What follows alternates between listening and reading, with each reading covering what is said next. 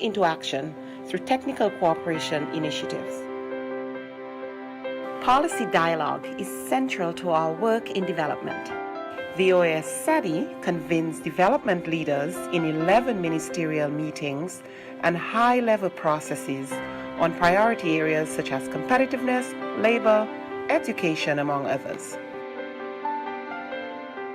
Technical cooperation initiatives emerge from ongoing dialogue and are therefore established with built-in political support.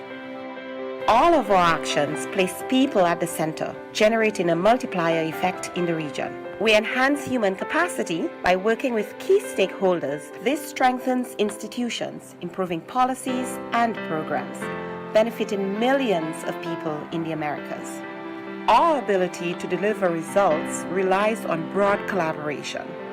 Partnerships for Development, Cooperación Solidaria, is a unique OAS concept which recognizes that each member state, regardless of its size, wealth, or level of development, has value to share and can learn from others. This concept also includes close collaboration with other partners, amplifying our reach and impact. As we mark 70 years of work on development, we take a look back.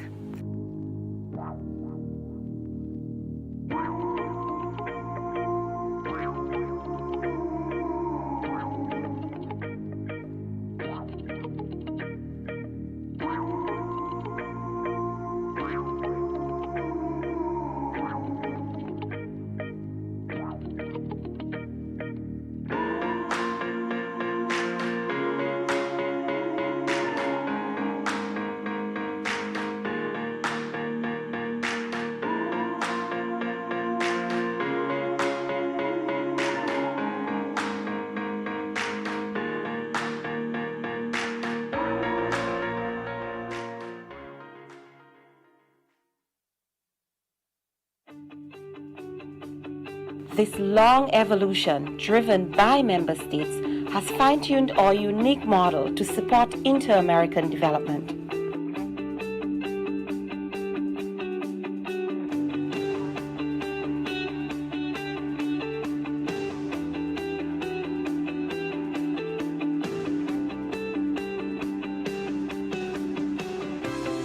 Today, all of our efforts fall into 5 strategic priorities: inclusive and competitive economies, sustainable development, education and human development, decent work for all, development cooperation, and partnerships. These are aligned with the Sustainable Development Goals and the regional attainment of the 2030 Agenda. These priorities are also areas where the OAS study has extensive experience and proven impact.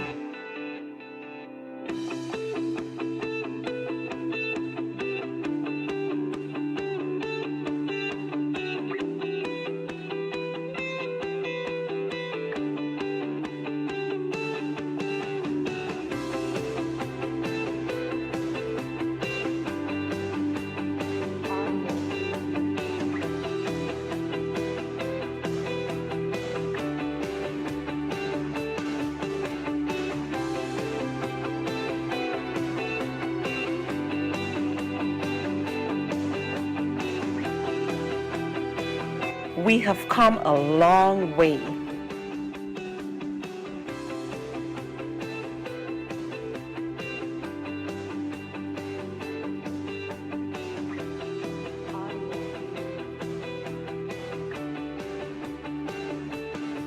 Muy bien. Perfecto. Solamente si quiere prendemos cámara y luego la apaga para estar seguros que está bien, que estamos bien con usted, que es nuestro perfecto. Okay. Ahí no. Perfecto, sí señor. Ahí lo vemos bien. Perfecto. Lo vemos perfecto. 70 years ago, an inter-American dream and promise was enshrined in the OAS Charter. We can deliver on this promise. Our future leaders are counting on us.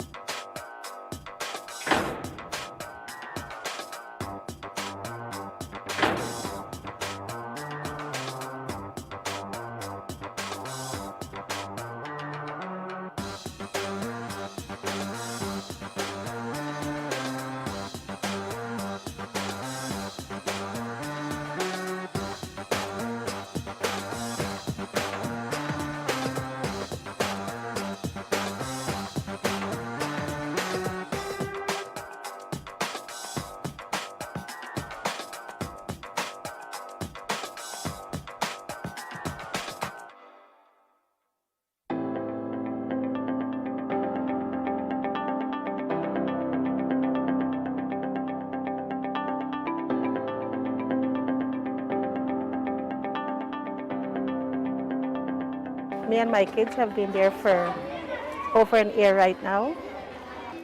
And children are friends. It doesn't matter where they come from.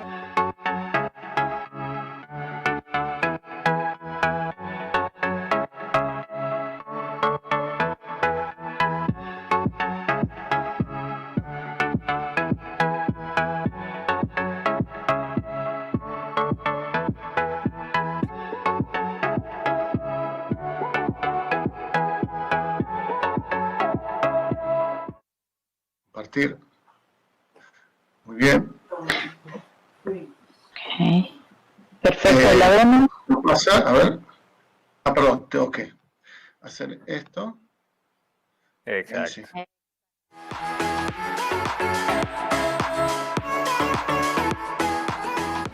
Por un lado, trabajamos la cultura de paz, con actividades culturales, con actividades artísticas, como se puede ver, con música, como está sonando, pero también por nuestra propia presencia, porque somos básicamente una organización que trabaja el concepto de paz de manera activa. Y acá se puede ver de forma tangible.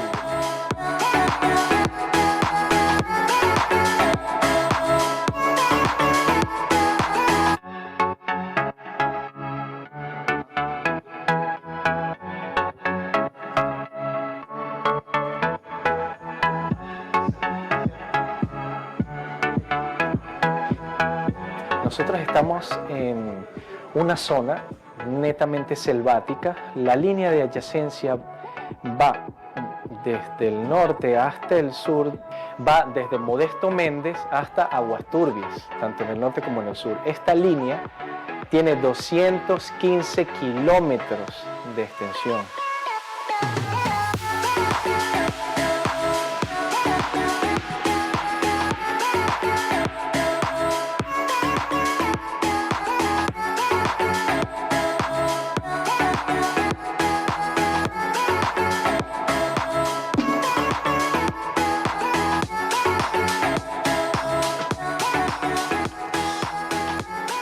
De allí vino él, ese se buscó creo con los de la OEA y de allí vino el proyecto para acá, para Judá. Y fue que lo dieron el terreno y lo dieron todo que era mano de obra y el material para hacer las casas que están ahorita. Y por ese motivo estamos aquí viviendo todavía.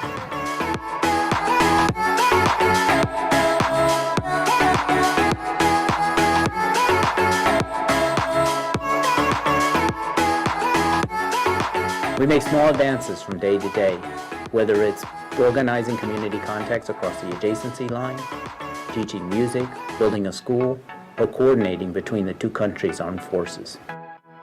We are constantly present, working on the implementation and execution of confidence-building measures. With the support of the OAS, we truly believe that police in Guatemala are closer than ever to finding a permanent solution to their centuries-old conflict. Children will be children, and they have harmony. They don't see each other as a different country, but they see each other that they're growing together.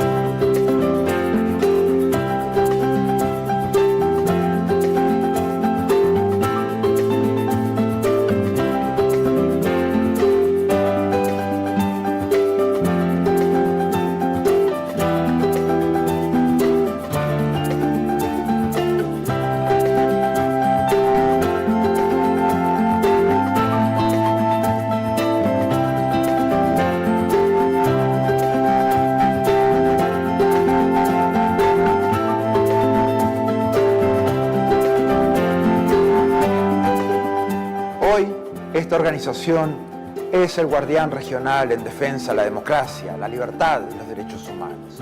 Los países se han comprometido con estos valores a través de instrumentos legales como la Carta Democrática Interamericana, la Convención Americana de Derechos Humanos y todas las demás convenciones interamericanas. Nuestro trabajo es mantener los más altos estándares. Debemos ser objetivos, analizar los hechos, denunciar cuando veamos corrupción, inequidad o amenazas a la libertad. En esos casos no podemos ser neutrales.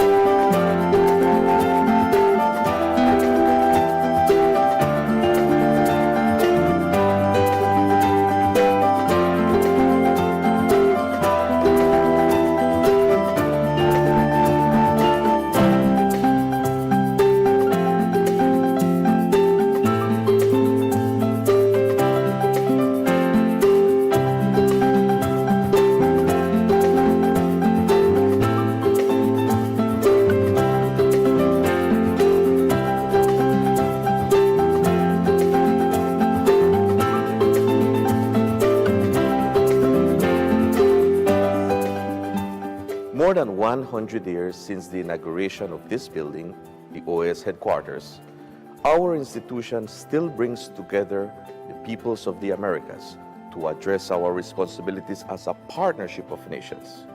As we look to the future, our work must also focus on the construction of a positive agenda that continues to favorably impact millions of lives every day.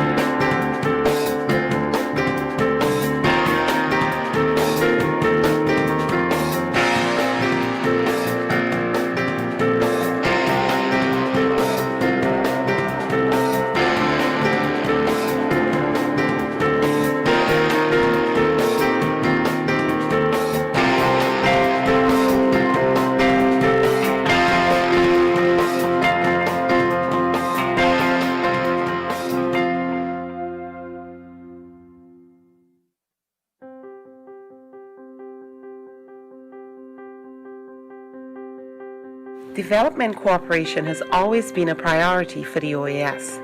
The OAS SETI works with all member states to identify common challenges and define solutions through policy dialogue, which is transformed into action through technical cooperation initiatives. Policy dialogue is central to our work in development.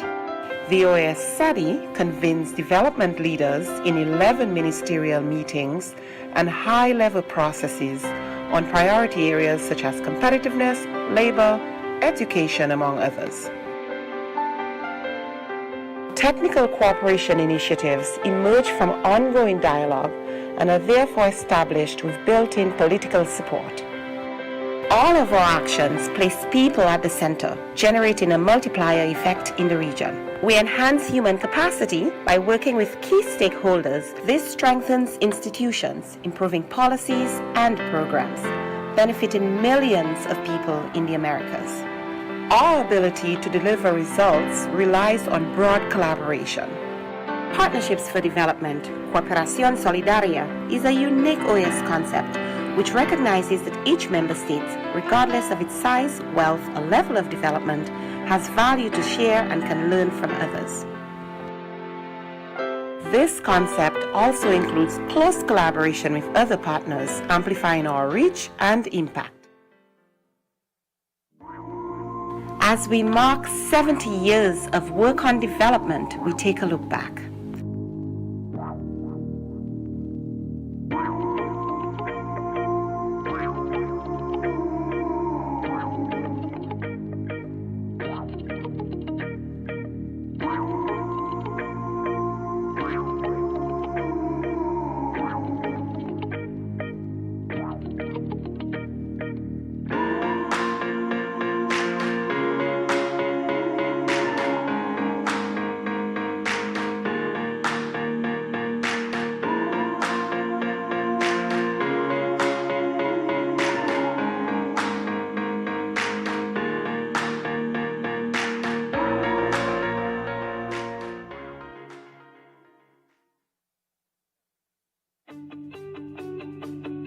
This long evolution, driven by member states, has fine-tuned our unique model to support inter-American development.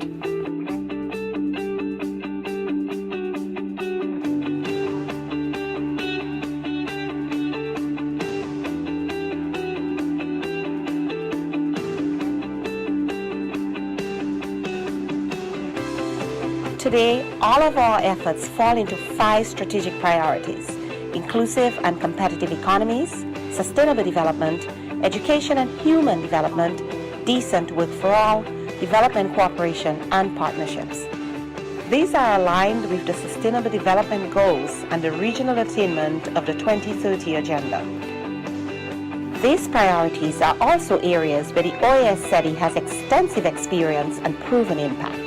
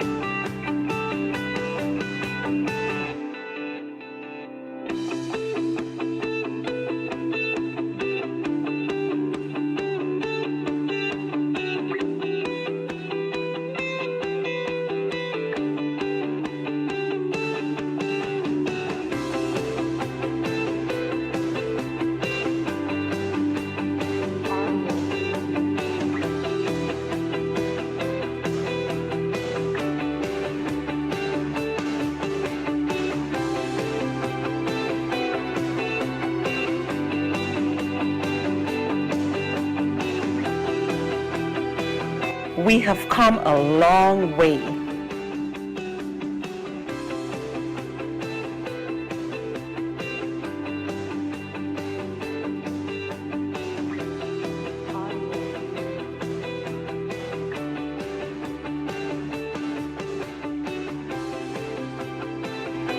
But still have much work to do.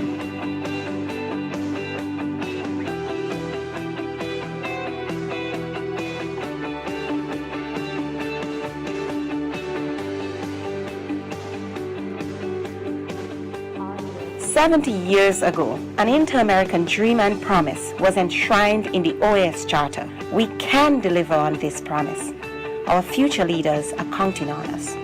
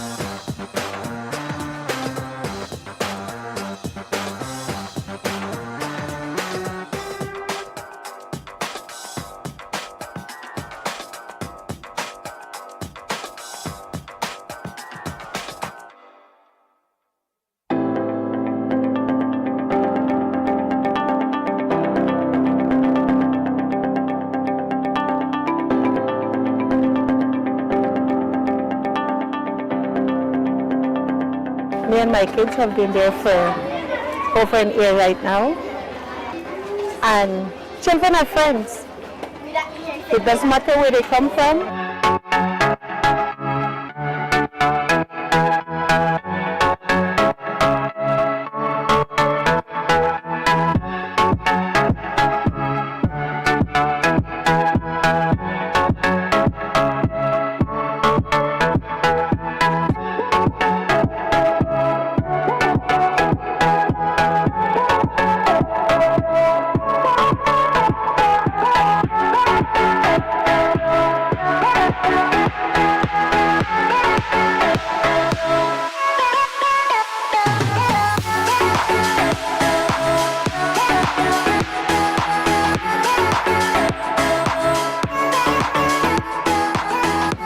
Por un lado, trabajamos la cultura de paz, con actividades culturales, con actividades artísticas, como se puede ver, con música como está sonando, pero también por nuestra propia presencia, porque somos básicamente una organización que trabaja el concepto de paz de manera activa, y acá se puede ver de forma tangible.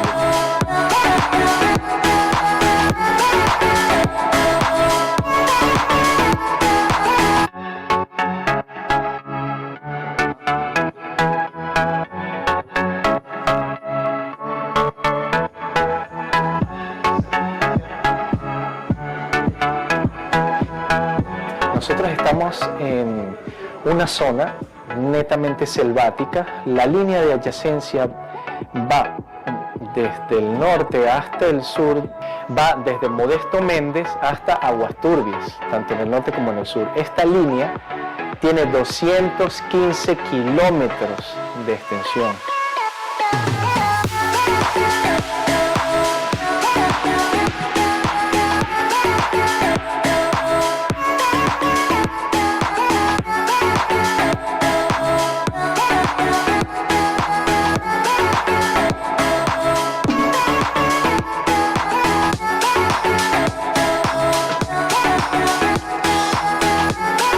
De ahí vino él, se evocó creo con los de la OEA y de ahí vino el proyecto para acá, para Judá.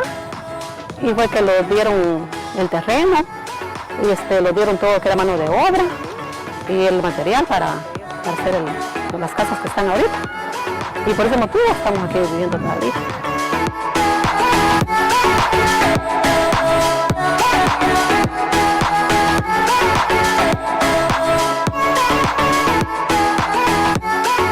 We make small advances from day to day, whether it's organizing community contacts across the adjacency line, teaching music, building a school, or coordinating between the two countries' armed forces. We are constantly present, working on the implementation and execution of confidence-building measures. With the support of the OAS, we truly believe that police in Guatemala are closer than ever to finding a permanent solution to their centuries-old conflict. Children will be children and they have harmony. They don't see each other as a different country, but they see each other that they're growing together.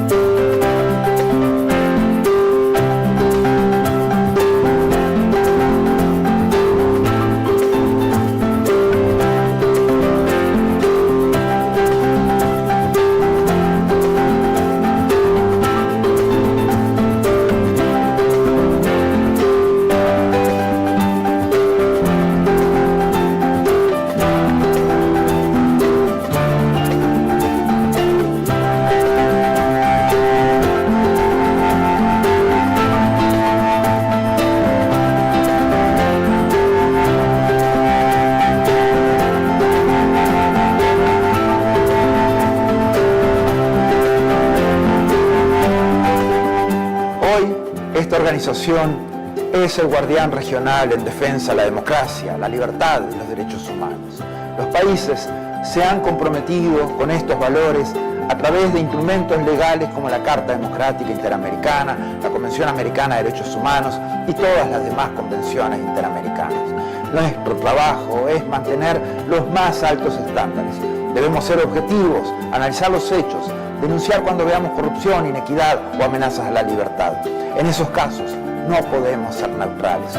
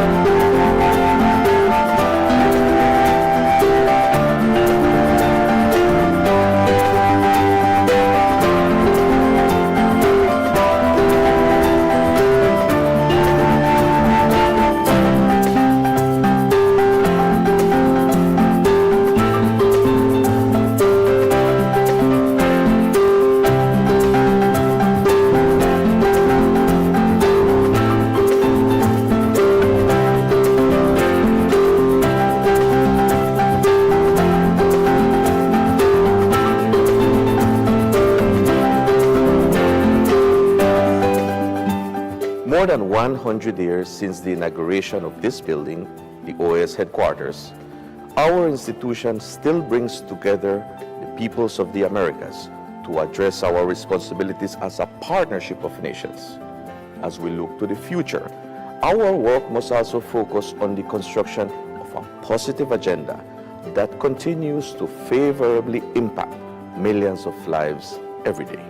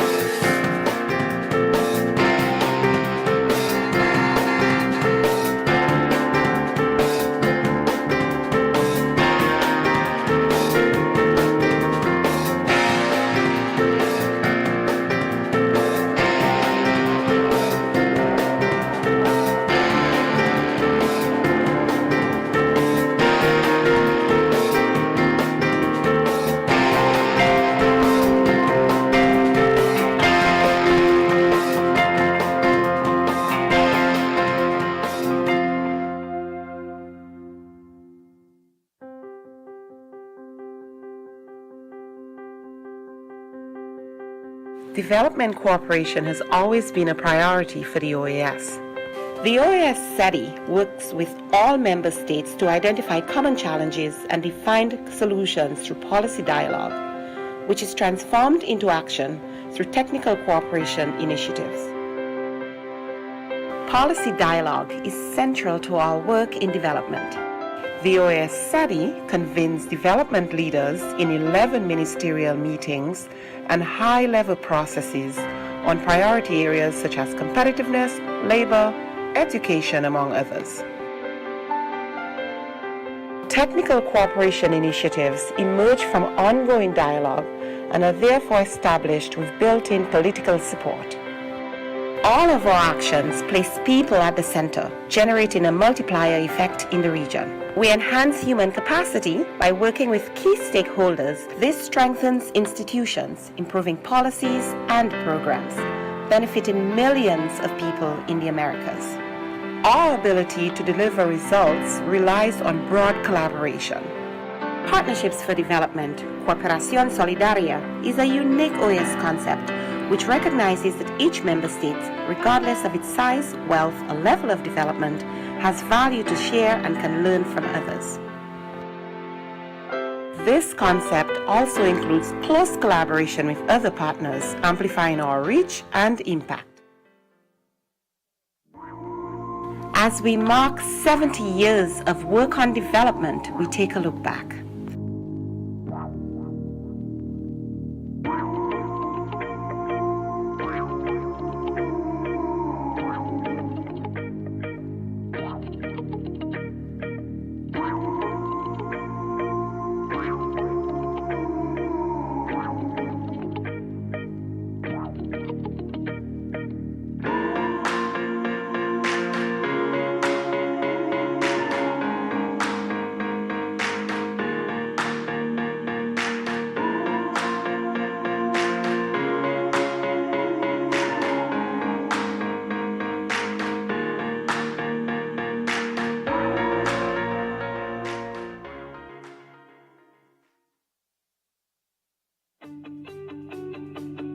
This long evolution, driven by member states, has fine-tuned our unique model to support inter-American development.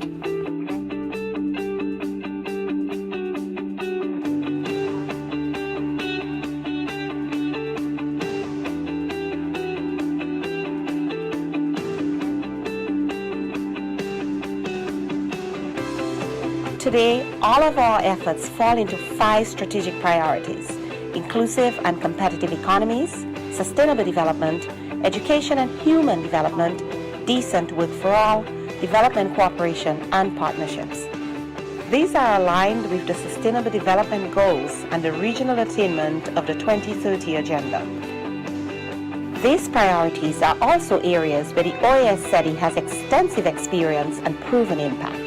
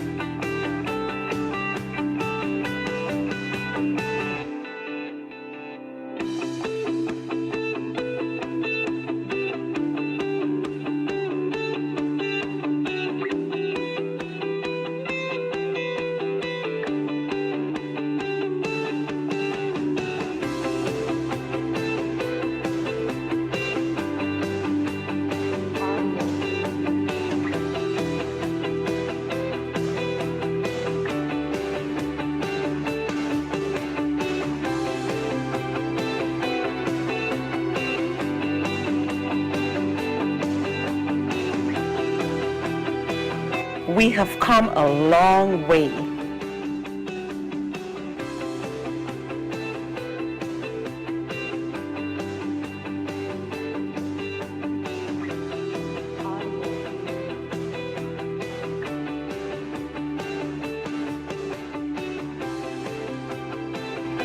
But still have much work to do.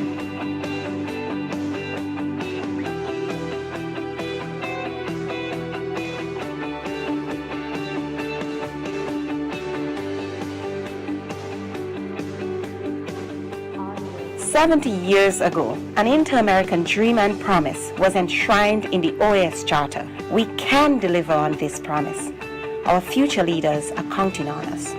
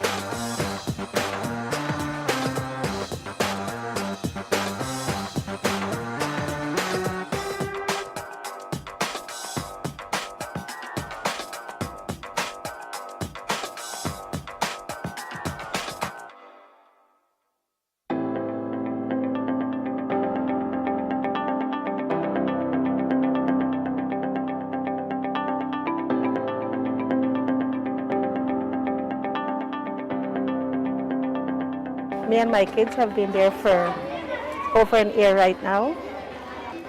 And children are friends. It doesn't matter where they come from.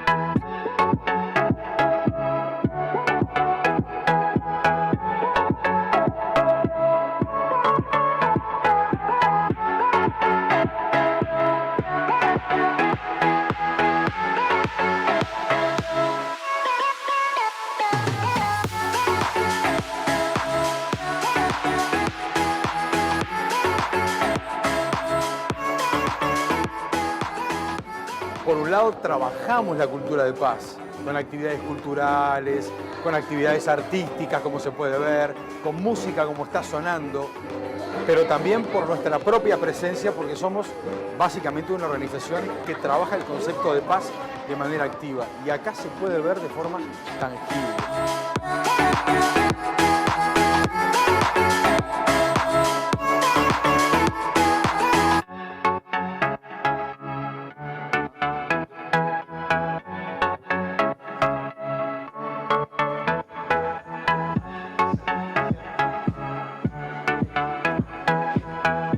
Nosotros estamos en una zona netamente selvática. La línea de adyacencia va desde el norte hasta el sur, va desde Modesto Méndez hasta Aguas Turbias, tanto en el norte como en el sur. Esta línea tiene 215 kilómetros de extensión.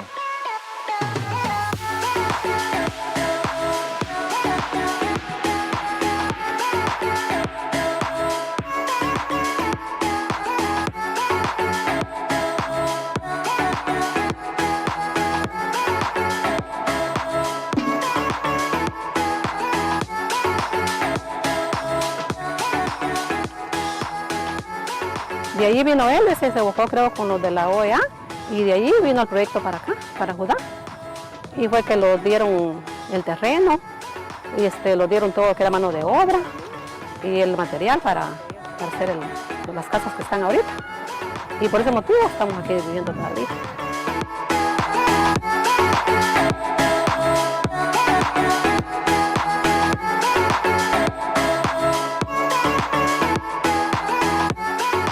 We make small advances from day to day, whether it's organizing community contacts across the adjacency line, teaching music, building a school, or coordinating between the two countries' armed forces. We are constantly present, working on the implementation and execution of confidence-building measures. With the support of the OAS, we truly believe that police in Guatemala are closer than ever to finding a permanent solution to their centuries-old conflict. Children will be children, and they have harmony. They don't see each other as a different country, but they see each other that they're growing together.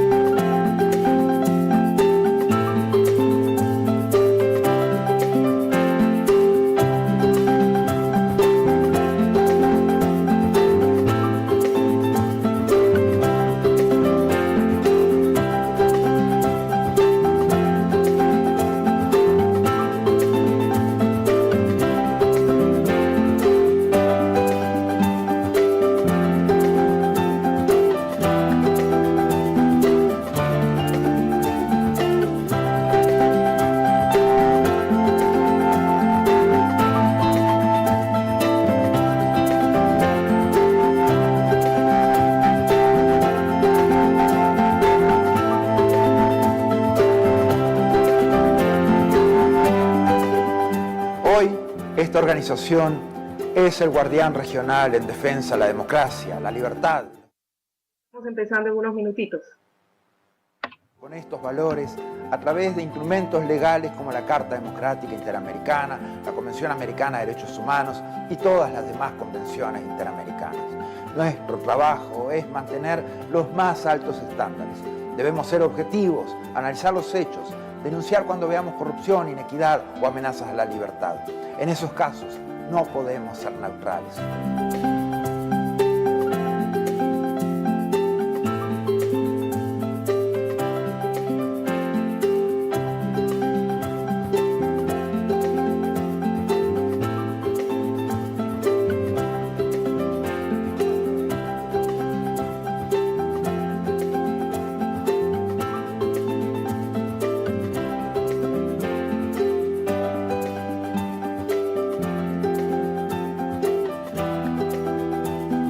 Secretaría de Cumbres de las Américas de la Organización de los Estados Americanos desde Washington, D.C. Sean bienvenidos todas y todos a este diálogo de política sobre corrupción y COVID-19. Buenos días, buenas tardes, buenas noches, donde se encuentren en este momento. Good morning from the OAS, and thank you for joining us. We have simultaneous interpreting in English and Spanish, as well as sign language. If you need interpreting, I would ask you to please view the link that you can see on the OAS's Facebook Live page. You can also write to us with questions for our speakers, as well as comments on the Facebook Live chat. My name is Maria Salina Conte, and I am the Interim Director of the Summits of the Americas Secretariat. On behalf of the Technical Secretariat of the Summits of the America process, we are pleased to carry out this event on corruption and COVID-19 within the follow-up and implementation of the 8th Summit of the Americas process, with member states following up on the Lima commitment, which is focused on strengthening governance against corruption. In that context, our goal today is to focus on the fight against corruption during an emergency, and to focus on entrance mechanisms to bureaucracy, transparency, and accountability policies, as well as how to bring in private interests in public policy. We have speakers of the highest level, and for our opening session, we are honored to have Ambassador James Lambert, as well as Ambassador Luis Enriquez Chavez from the Peruvian Ministry of Affairs in its capacity as the chair of the Office of the Summits of America process. We're also here with experts from Colombia, Argentina, the United States, and Peru, who represent different public entities. And with them, we will analyze current risks in this situation.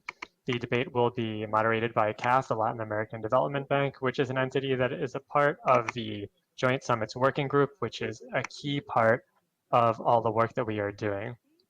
And I would like to commend them because they're celebrating their 50th anniversary. With that, I would like to welcome and give the floor to James Lambert, the Secretary for Hemispheric Affairs at the OAS. After that, we will hear from Ambassador Chavez in his capacity as representative of the Office of the Chair of the Summits of America process. Mr. Lambert, welcome. I give you the floor.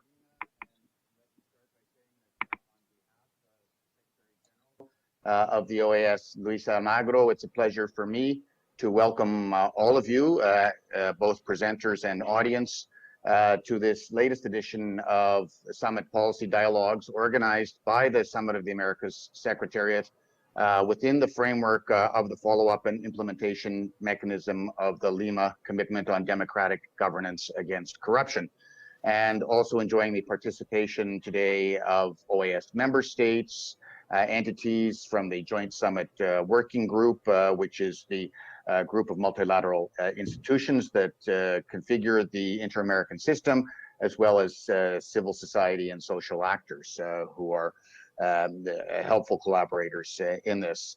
And I would also like to particularly thank the chair of the Summits of the Americas process, who is represented by Ambassador Luis Chavez, who is here with us today in his capacity as Peru's national coordinator of the summit process.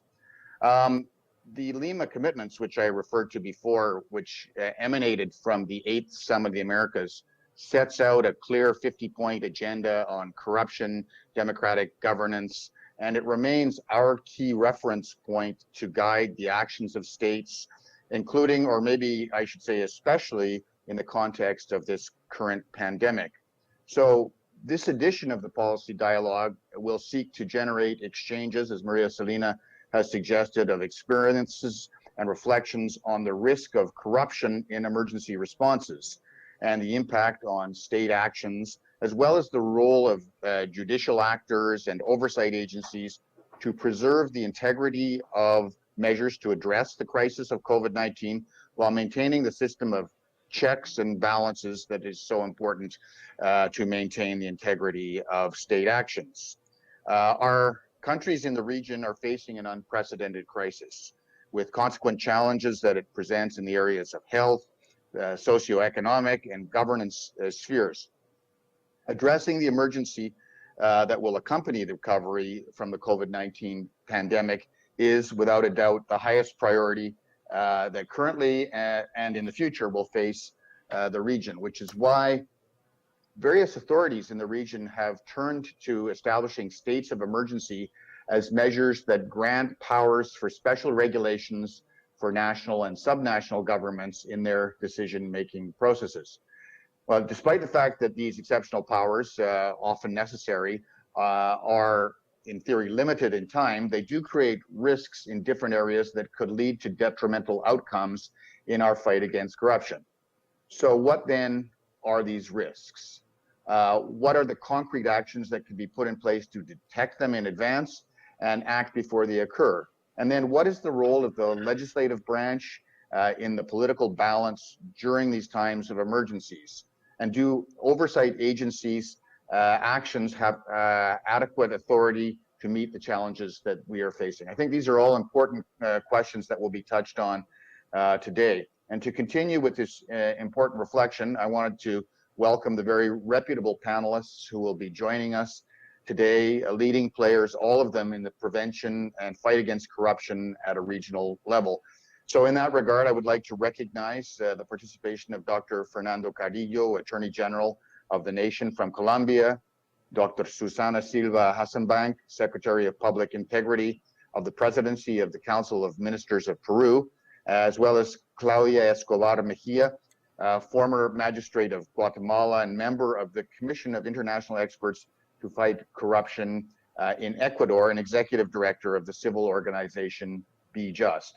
So for this session, we've joined forces with our colleagues from the Latin American Development Bank, the CAF, who are, as we speak, commemorating their 50th anniversary as partners and allies in finance in the region. So I again congratulate them on that important landmark. And I'm particularly pleased to introduce Pablo Sanguinetti, who is the Vice President of Knowledge at the CAF, who will be moderating the session. And he is, as a leading expert on the topic at hand, he has coordinated the preparation of the Economy and Development Report for 2019, Integrity and Public Policies, Keys to Prevent Corruption. This report has been presented in several countries in the region and is a valuable contribution to the discussion of progress being made and the pending challenges that we are facing in fighting corruption. And it focuses on 4 key areas of action: rules and control in public governance, mechanisms of entry of corruption to bureaucracy and politics, transparency and citizen oversight, as well as governance implicating private interests. So I would also like to take this opportunity to recognize the important value added of not only the CAF, but all of the entities of the Joint Summit Working Group who have been meeting under the chairmanship of Secretary General Luis Almagro in order to present a coordinated action plan in responding as multilateral partners to the crisis which has engulfed the region in the form of this pandemic. So including my opening remarks, thanks again to everybody for their participation. And before the discussion begins, let me give the floor to Ambassador Chavez Basagoitia, who represents the chair of the summit processes and will offer us a few words in that capacity. Thank you very much, Ambassador Chavez.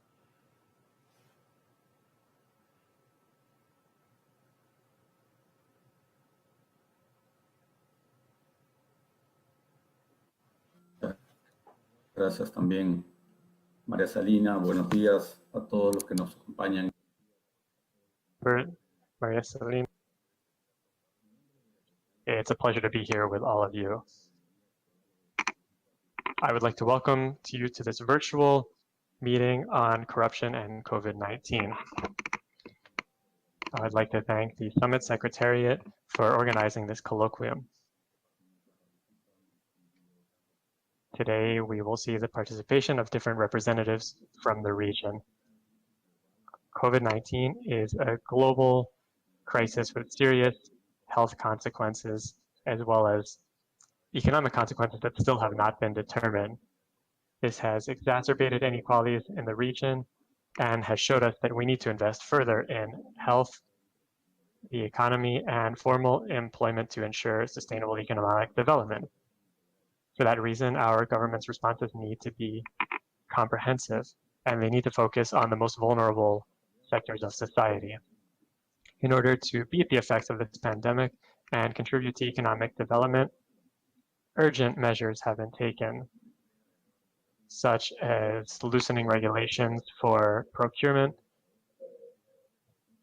which paradoxically creates a context which increases the risk of corruption and places in danger public policies.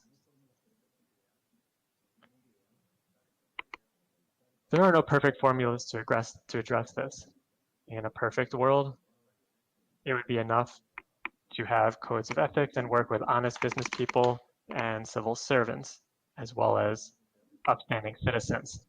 In a society guided by values and based on contracts for the delivery of aid and procurement, we wouldn't need so many control mechanisms. Unfortunately, we do not live in the perfect world. For that reason, I would like to highlight some mechanisms to keep into account. We need to establish clear, objective, and transparent criteria. And we need to establish the vulnerabilities of our current systems. We need to establish clear communication channels, additionally, to increase consistency and the understanding of our beneficiaries. We have to use technology for efficient, transparent, and responsible disbursement of mechanisms, and we need to increase accountability. Added to that is the need to have simple processes. Our experience shows us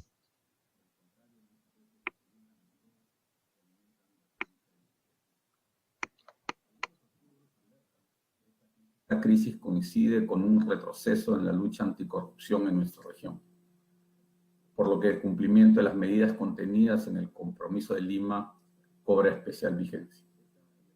Esta emergencia constituye en realidad una oportunidad para que la región continúe implementando medidas de transparencia y fortalezca las acciones de prevención, control y sanción contra la corrupción. This is not just about strengthening democracy and information transparency. As we do this, the private sector's responsibility cannot be overlooked. We need to work on this from both ends, the public and the private sector. We also need to see timely delivery of information in the news media and from civil society. With this in mind, countries have taken emergency measures to fight against corruption.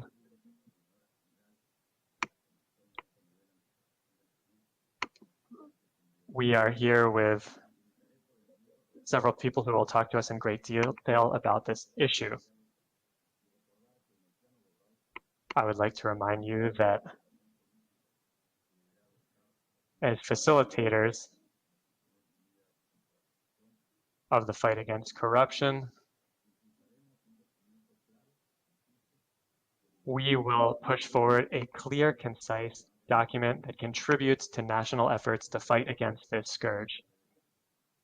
In all of our forums, the message must be clear. We will not tolerate any form of corruption that weakens our social fabric as well as trust in our institutions. This corruption also creates a lag in our possibilities to achieve full development. Thank you very much.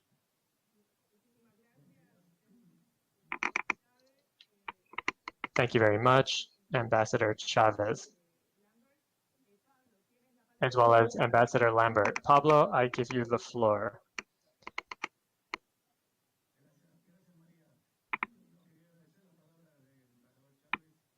Thank you, Maria, and I thank Ambassador Chavez and Lambert.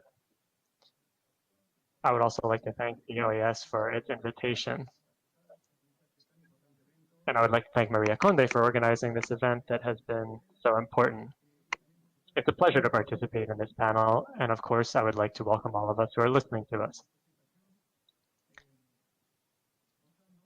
Today, I will start off my presentation by talking about certain forms of transparency. This is something that Ambassador Lambert mentioned. We have a 2019 report called Integrity in Public Policy, which is key to fight against corruption. I am trying to open a presentation here so that you can see the document. But as Ambassador Lambert said, corruption has been a problem in our region for a long time. It's nothing new. But of course, we are seeing the extent to which the COVID-19 emergency is changing the situation. In 2019, when we published this report, we talked about 4 important areas to fight against corruption. One was rules and control in public service. That includes auditors' offices, inspector general's offices, courts, and controllers' offices. We also need entrance mechanisms for bureaucracy and politics. That is, we need mechanisms to bring in honest bureaucrats and civil servants. The third area is public-private interaction and governance thereof. And the fourth area is transparency and citizen control. Many times there are very active groups in this area that we need to take advantage of. So those are 4 key pillars.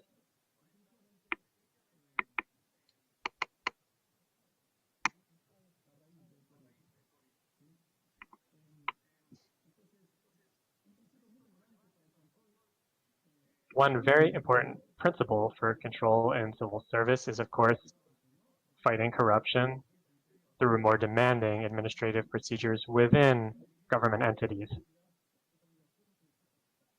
with a greater need for validation between entities. Many times, this can lead to slow decision-making, and it can make it more difficult for individuals to commit irregularities.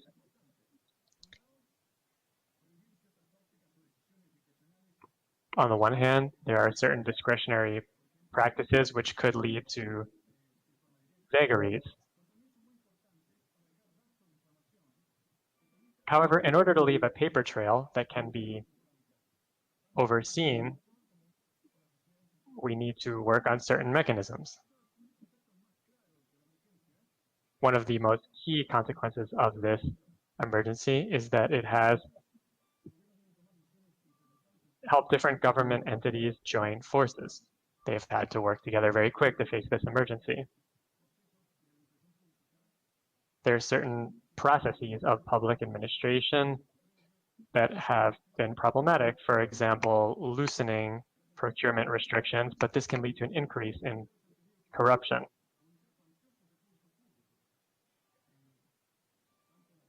A significant amount of public resources is being spent on this.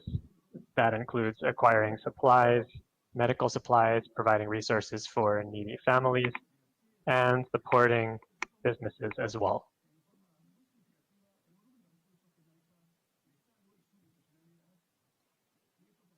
At a time like this, there is opportunity for certain levels of discretion by state actors, which can lead to irregularities committed by individuals.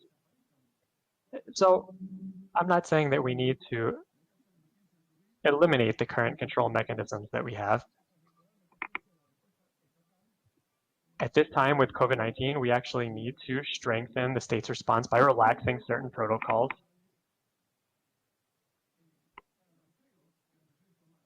However, we need to increase our ability to trace actions taken by governments and civil servants. This includes civil servants' obligation to leave a record of their actions, and this is more important than ever. We can relax ex ante controls, but in terms of ex post controls, we need to actually increase them, as is explained in the report that we published. Now, an immediate consequence of this emergency situation that we are experiencing is that some of the resources that we have for ex post control have been reduced.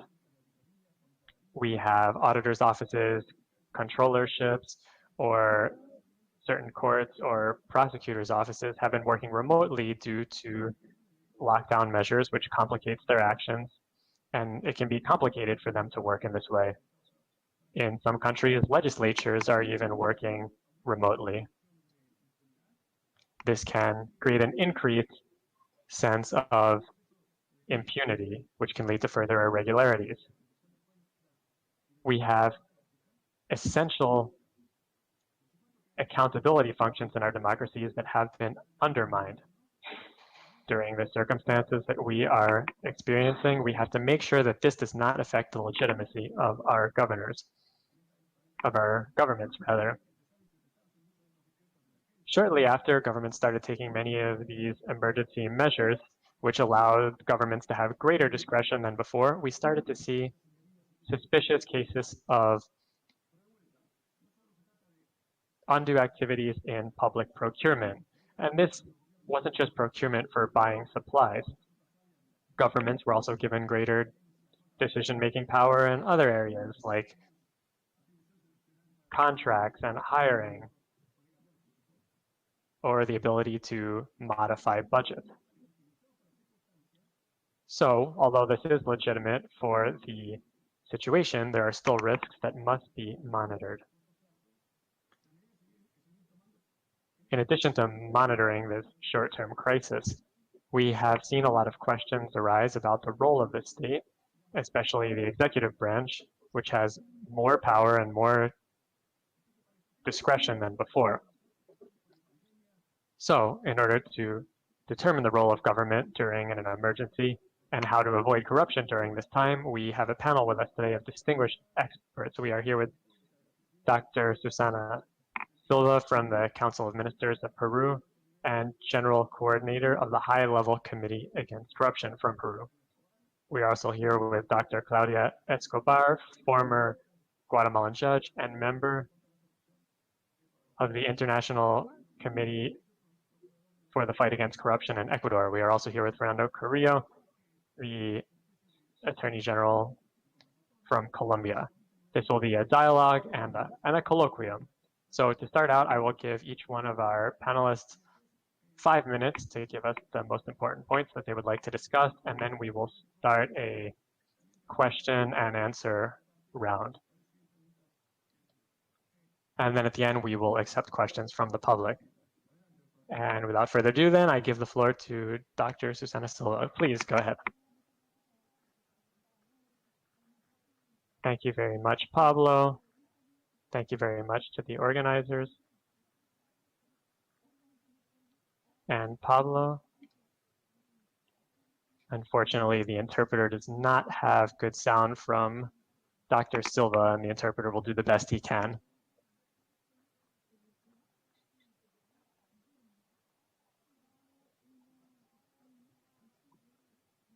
Unfortunately, the interpreter cannot hear Dr. Silva. There is some interference, so he cannot interpret this part. Nosotros, independientemente de continuar con las líneas de trabajo que tenemos sobre la base de seguir una línea de implementación de lo que es el compliance público, sin embargo, atendiendo a la situación de la emergencia en la cual nos encontramos, hemos pasado justamente la línea de lo que tú mencionabas, Pablo, de identificar cuáles son los principales. Sí. Creo que todos nosotros Disculpe, doctora Silva, ¿me escucha? sabemos que lamentablemente Tenemos una escucho. interferencia en su sonido, en su audio. Parece que son los audífonos. Parece que la carga está, parece que la carga está baja. There's a problem now with your voice. I don't know. Empezar su intervención, que creo que no le entendieron. Sí. No se le entendía. Ah, caramba. En todo caso, puedo apagar la cámara, por si acaso, para evitar que haya interferencia. Es un ruido. El ruido es cuando usted habla nada más. En la cámara la vemos perfecta. Es el audio que tiene un...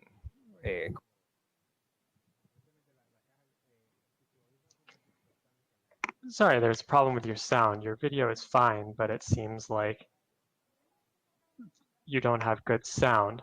Okay, should I shut off my camera and we could try without the camera to see if the sound improves? Yes, go ahead. Can you hear me better now? Unfortunately, we hear the same noise. Could you try hitting refresh and then requesting the floor again?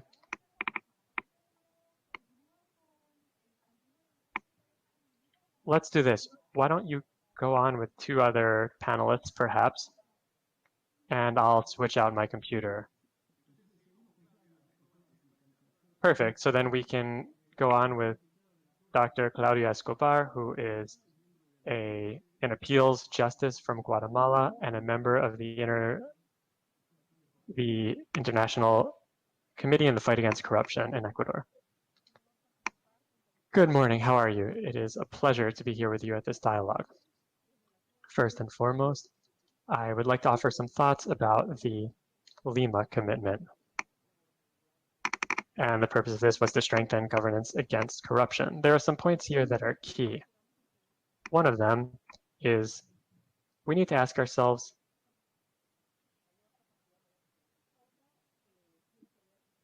what we can do to strengthen this mechanism, and the other issue has to do with justice. I think strengthening the independence of the justice system is a big challenge that we still face in Latin America.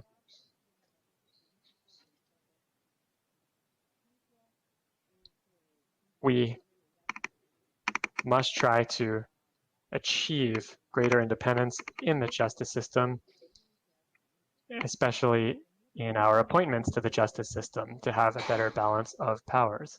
Many countries in Latin America,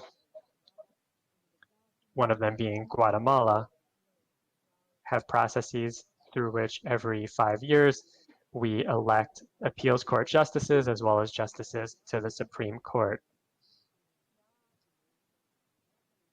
This has been denounced as a threat to the independence of the justice system. There are accusations about this that have been filed with the Inter-American Human Rights Court, among others.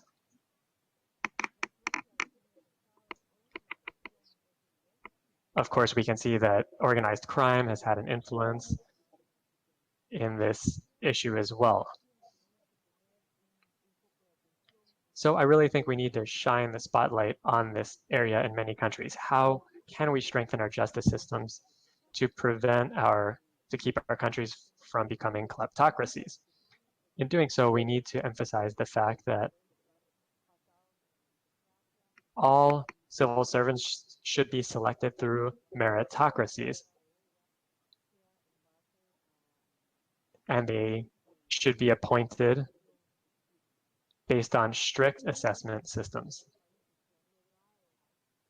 In that area, we can see countries that have managed to improve their systems. And those are the countries who have the lowest levels of corruption. These are also countries that have stronger rule of law. Pablo Sanguinetti mentioned that one of our challenges is strengthening administrative processes to allow civil servants to enter bureaucracies in an objective manner based on their merit. So that would be my thoughts on some of these issues that we are facing.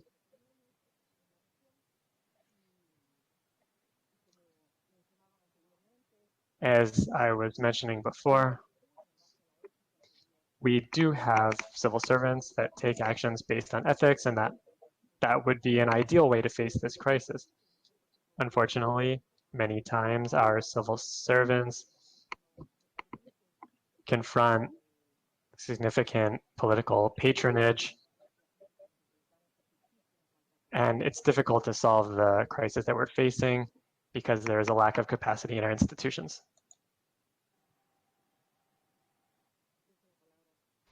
I now give the floor to the next speaker. Mr. Sanguinete, you have the floor. Please turn on your microphone. Can you hear me? Your microphone is on mute. No sé si a Fernando, si Susana todavía está pendiente, pasamos a la palabra al doctor Fernando Carrillo. Adelante. Muchas gracias a todos por esta maravillosa invitación. Para mí esto es como un back to the future, porque fui mucho tiempo representante del Banco Interamericano en el proceso de las cumbres. Me tocó estar en aquel día tremendo para el mundo, que fue el 11 de septiembre del 2001, cuando se aprobó la Carta Democrática Interamericana en el marco de la OEA. Por eso quiero saludar muy especialmente al embajador Lambert, al embajador Chávez, a la directora de la Oficina de Cumbres, a Pablo, a mis colegas de Perú y de Guatemala. Yo creo que lo primero que hay que decir aquí es lo que está en juego. Aquí está en juego nada menos que la legitimidad del Estado y de las instituciones públicas, nada menos que la credibilidad y la confianza ciudadana en el comportamiento del sector público para manejar esta crisis. La crisis más grave que ha experimentado el mundo y por supuesto que golpea más agudamente a América Latina. Para decir esto, simplemente lo que hay que corroborar es que estamos enfrente a un panorama bastante complejo. La década de los 80 fue famosa porque fue bautizada como la década perdida para América Latina. Dicen los analistas económicos y sociales que a lo que nos vamos a ver expuestos es a un par de décadas seguramente de retraso en conquistas sociales, en materia de igualdad, en materia de equidad y en materia de garantía de derechos y de consolidación democrática. Porque yo creo que desde la Carta Democrática Interamericana en adelante y todo el proceso de cumbres ha sido, creo yo, el bastión fundamental de la defensa de todos esos principios. Aquí lo que tenemos es que redoblar los esfuerzos para fortalecer la democracia en América Latina. Las épocas de excepción, los poderes de emergencia, la discrecionalidad de las autoridades públicas, todos son terrenos abonados, lamentablemente, para que se agudicen los problemas. Por eso hay que tomar acciones urgentes y yo quiero celebrar esta oportunidad de diálogo con todos ustedes para reflexionar y un poco reactivar todos los mecanismos de defensa que tiene el sistema interamericano en relación con la democracia, con la separación de los poderes públicos y con la defensa de los derechos fundamentales de los ciudadanos. ¿Por qué lo digo de manera tan enfática? Porque me parece que estamos asistiendo a un recrudecimiento de capítulos.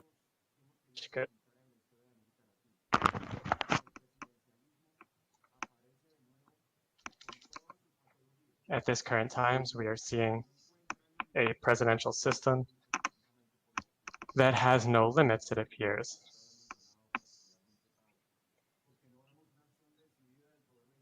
We are not seeing decisive action taken from legislatures.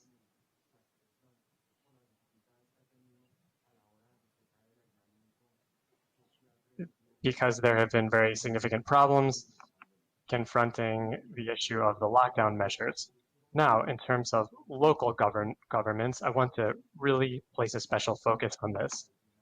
We are seeing traditional political practices in Latin America, which involves the abuse of power in hiring civil servants.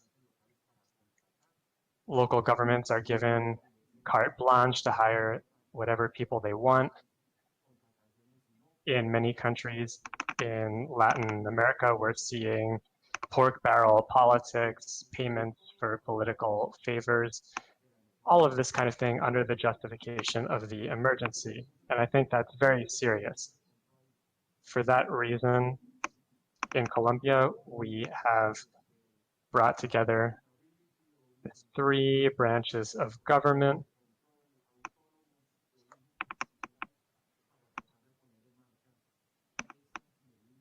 to try to take these measures that are so fundamental to oversee what is happening with resources to fight the pandemic.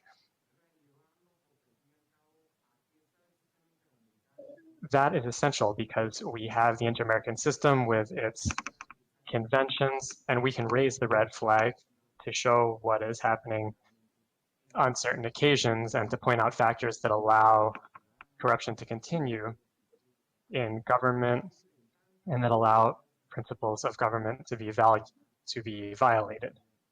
In other words, all of these things that are happening in the context of the pandemic. This is happening, as I said, because we have seen a deluge of emergency decrees to respond to the pandemic. Now,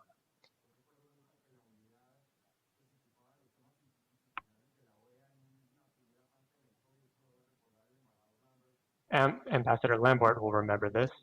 We have a unit to fight corruption, and I think we need to resuscitate that right now.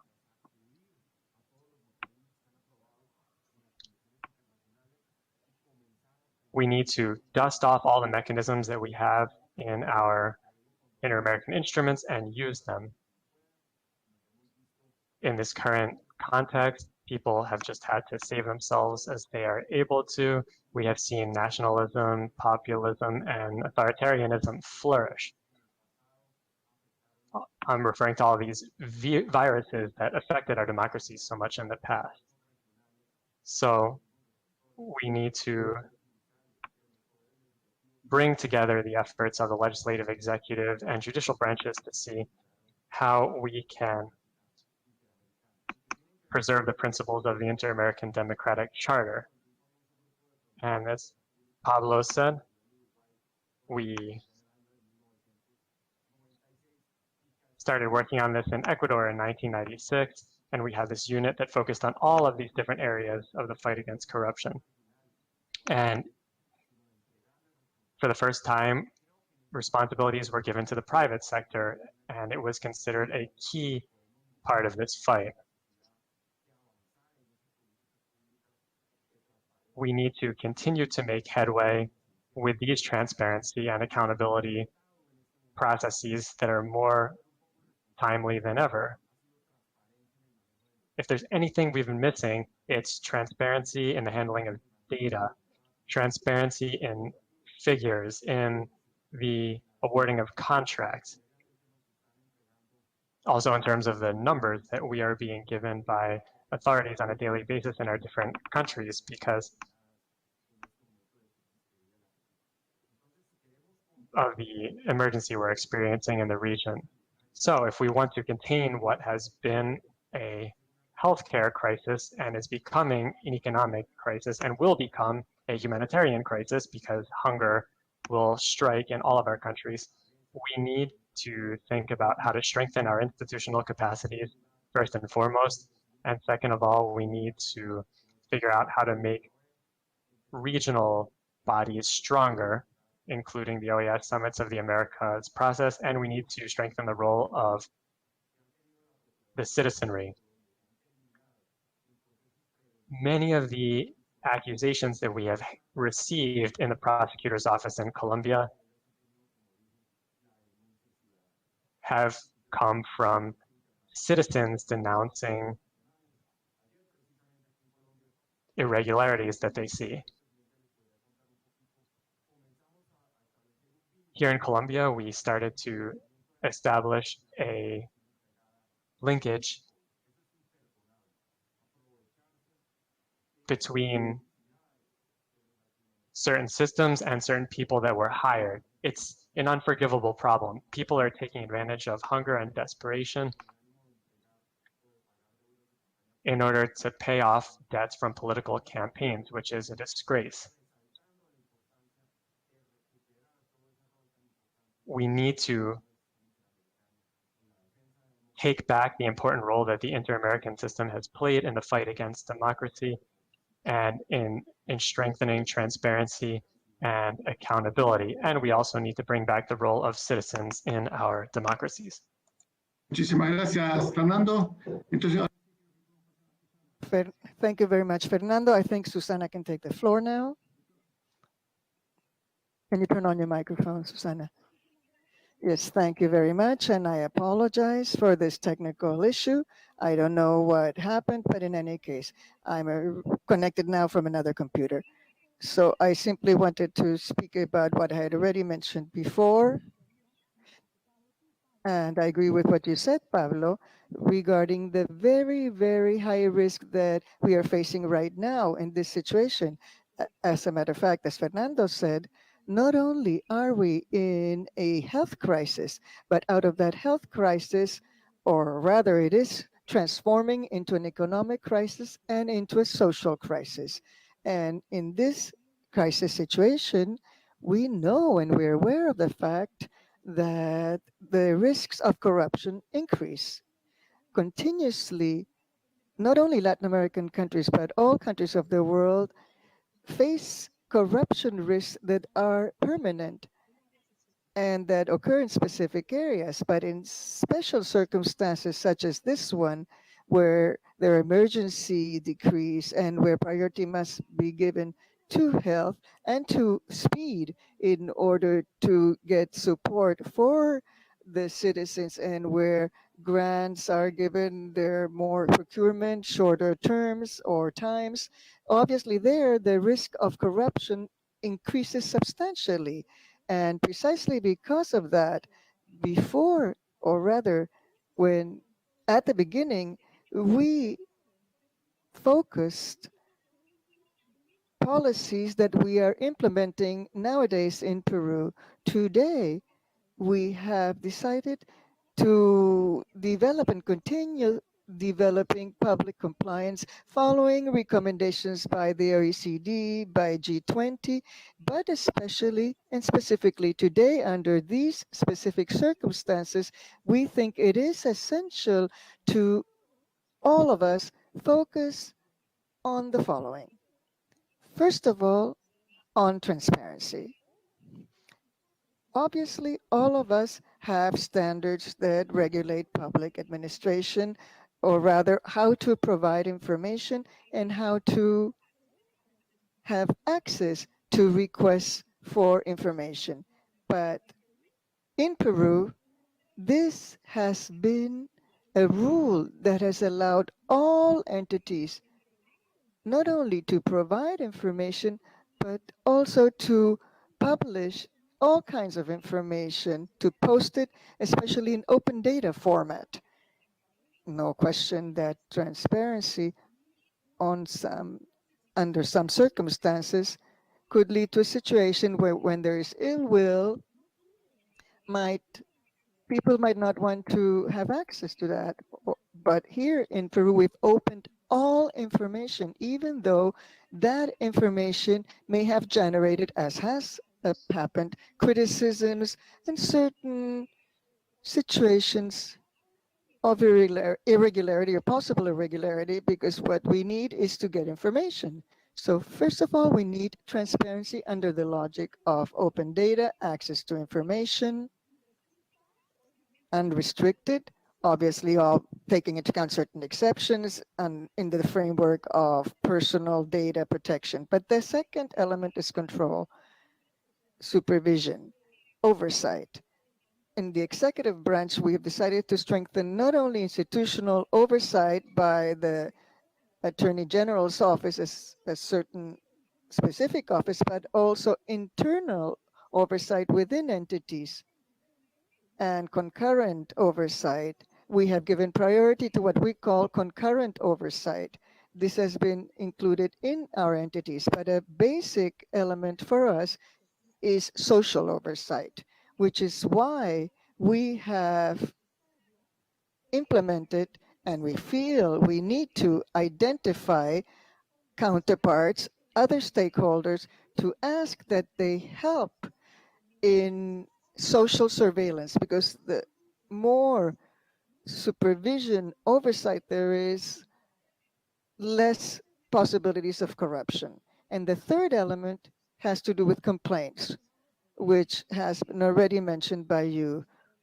Actually, we cannot generate an added value in our fight against corruption and in favor of integrity, especially in such a difficult context as this one, if we do not allow in an intelligent way to have mechanisms of interaction with our citizens to be able to hear the reports of irregularities, but also to act.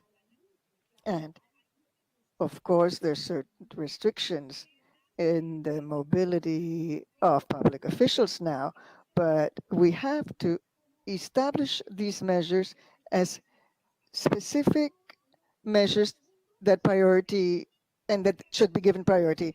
I have exceeded my time and I will stay on to go into greater detail in my comments if you wish to. Thank you, Susana.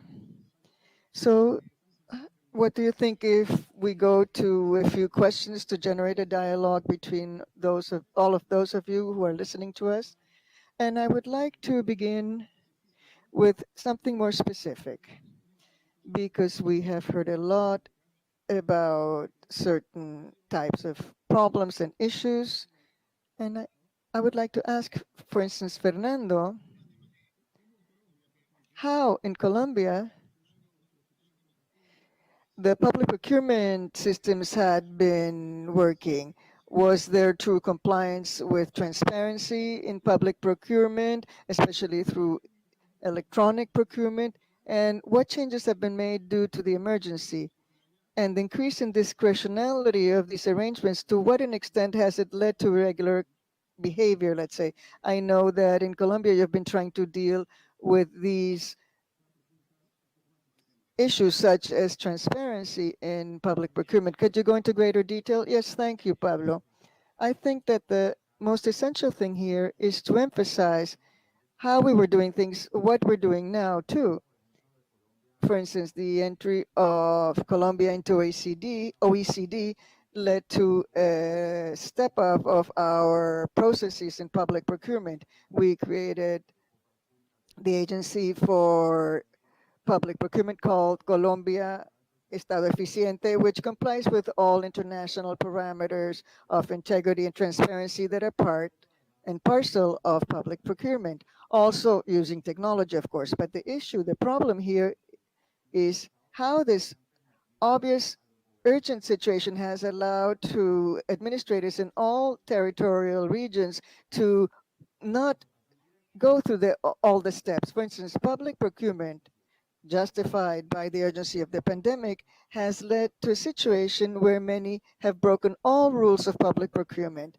For instance, as a preventative measure, because we are both a preventative and punishing type of institution. So among the 20,000 contracts signed in all the territorial areas in Colombia, because we have to differentiate between national levels, sub-regional and subnational levels, and municipalities. So there we see that there's a lot of discretionality in the framework of public procurement in the context of the pandemic. And here's the first diagnosis of what we have to fight against. And here's where we have to speak about the abuse of discretionality. Many theoreticians have said that that is the crucial element that has to be borne in mind in the area of corruption. And that discretionality has led to a situation where there are no ideal contractors, but rather this mechanism of prohibition and incompatibility that normally are part of public resource management have not been complied with within the framework of the pandemic. Why is all of this so important? Why is this so serious? What I have often said, especially within the framework of the Inter-American human rights system, corruption is going against essential and fundamental rights of the citizens: health, survival, the right to integrity and life of Latin Americans. I've said corruption kills. Many have said, no, corruption is just a phenomenon that is structural, inherent to the operation of states. which is why we have to coexist with it. But no, that is not true. That has always been false, especially so in a situation where the right to health is in question, the right to food is also in question, because the problem of food security will be one of the main ones in this situation. So I think that the key here is to try to ensure that we prevent abuse. Second, an approach that we brought into the inter-American system is the need to start talking about the victims of corruption. Unfortunately, in none of the conventions, neither the Inter-American nor the UN Convention, has that approach been used. So, for instance, we have resorted to class actions to try to show that we have to begin to see what is happening with corruption that affects large groups of people in the community. We have the famous case of Odebrecht, on which we have worked a lot. Through a full action, we were able to give the biggest punishment that the judicial system has imposed on the company. And that is important because in the final analysis, what we're doing right now in the pandemic, that is judicial and oversight authorities, is to try to protect the rights of the most vulnerable citizens. We began with COVID patients. Then we went through the medical personnel, because biosecurity and biohazard protection elements are still lacking. Then we go to the campesinos, because we're going back to agrarian situation and all difficulties that have arisen due to isolation. And from there on, we began to see who are the most vulnerable peoples. And in the final analysis, as usual, the most vulnerable are the poor. The famous Spanish philosophist Adela Cortina said the worst evil the society has is the fear of the poor. So we have to see how to concentrate all our efforts of a new social policy, because we have to build up a new social policy where corruption is excluded from that social policy. Because, as I said before, what we have shown and we have seen in several places in the region is that corruption is really a problem in our social area, especially in the right to buy inputs. It's a problem not only in Latin America, but in the world. Also, groups are becoming cartels.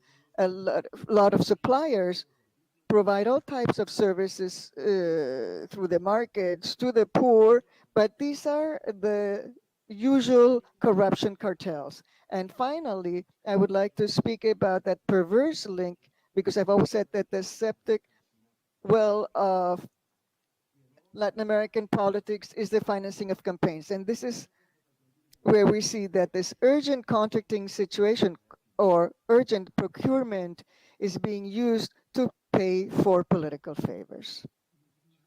Thank you very much, Fernando. Very interesting what you have mentioned.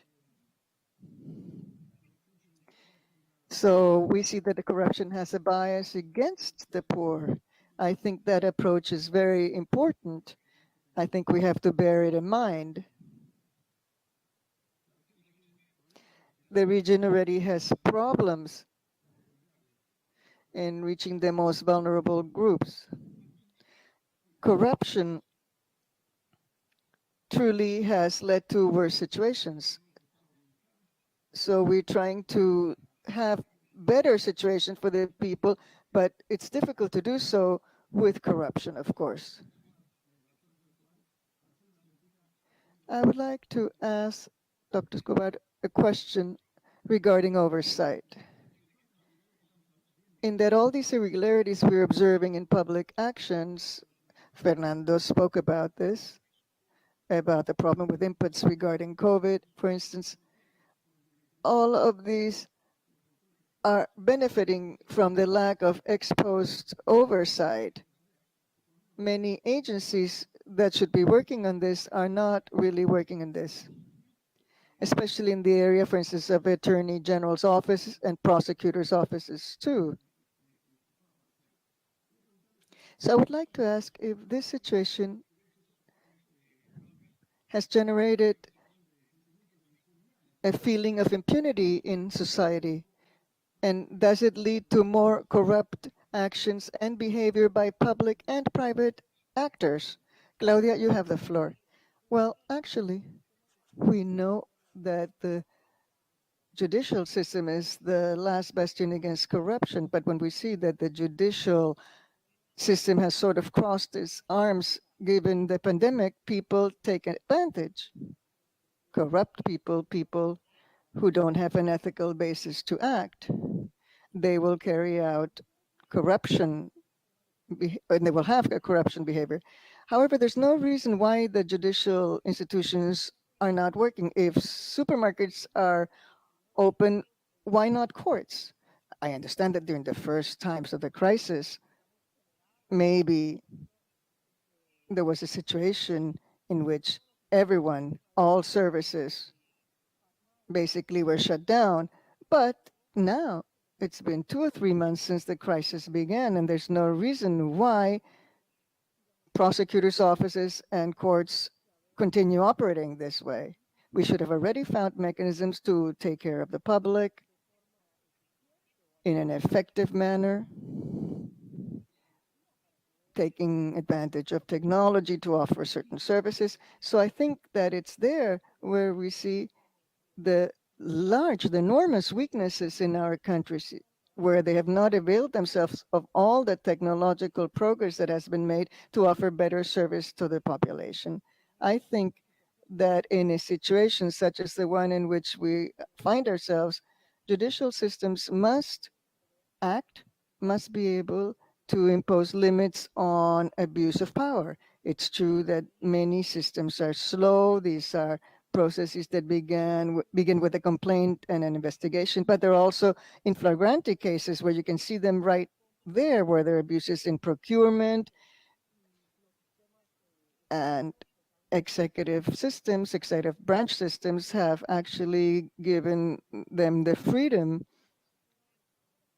for this to happen. But I think that the judicial system must act in this area. I think we have to implement more severe regulatory frameworks against corrupt officials. This, of course, requires the offering of greater autonomy and independence to judicial systems. Thank you, Claudia. The subject of how the judicial system operates right now has been part of public discussion. And this has to do with the question I'm going to ask right now, and that has to do with making justice electronic, which is more delayed in certain countries than in others. And this is something that the results of which we're suffering from now.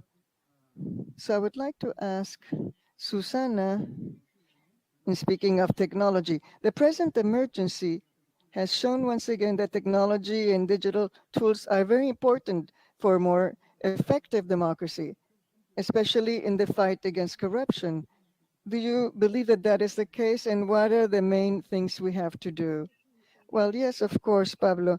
The subject of e-government is very relevant, especially when we speak about promoting integrity, guaranteeing integrity, and fighting against corruption.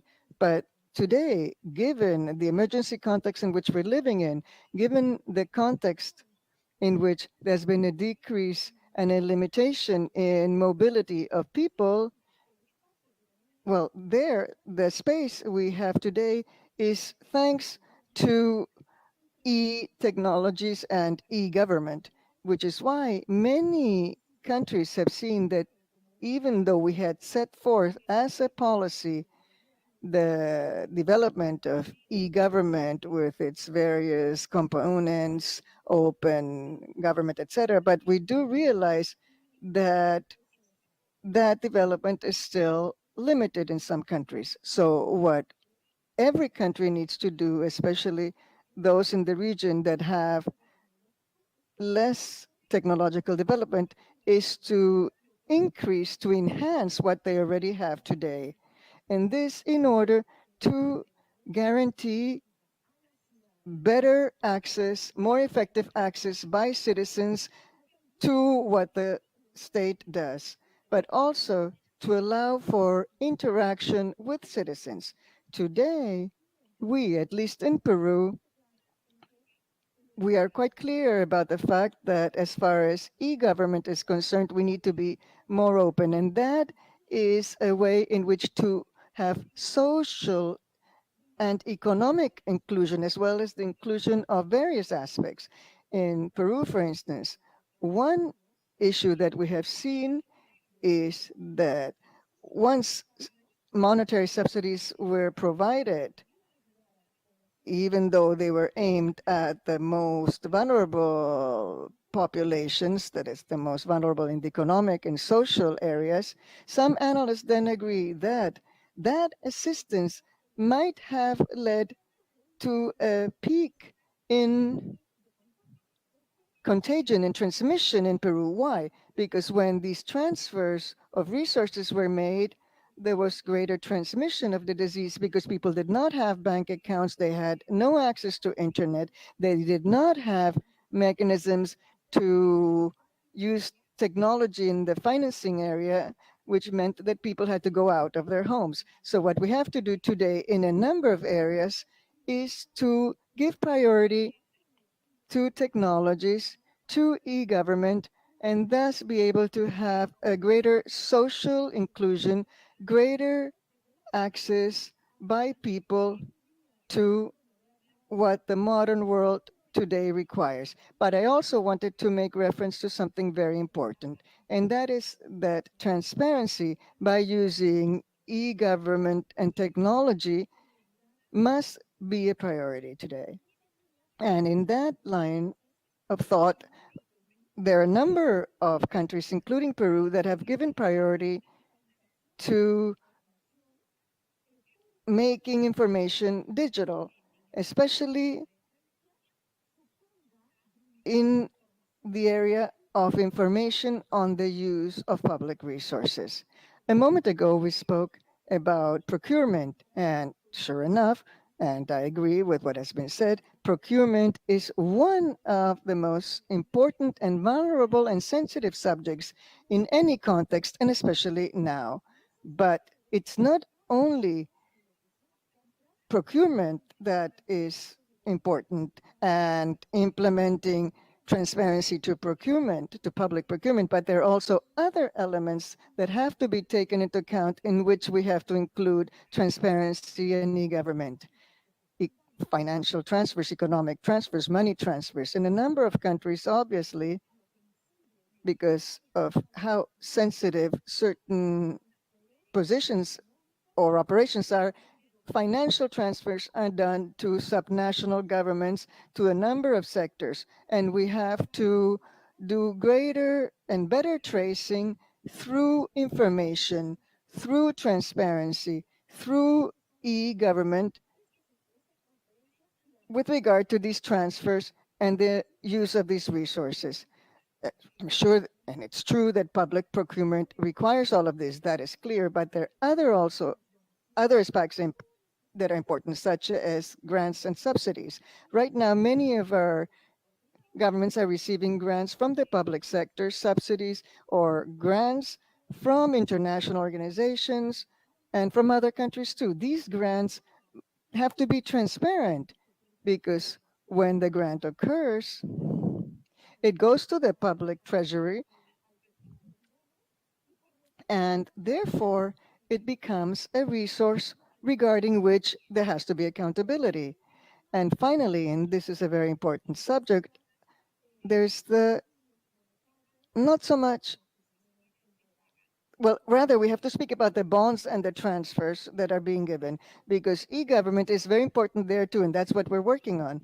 Why? Because we have to ensure that there is social oversight, there's information to see when these bonds are given and when there are social undue inclusions as well as exclusions. So the e-government transparency through e-government, open government, all of this must be a priority policy in all our countries as it is now in Peru.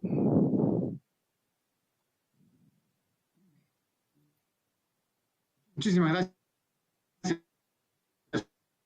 Susana.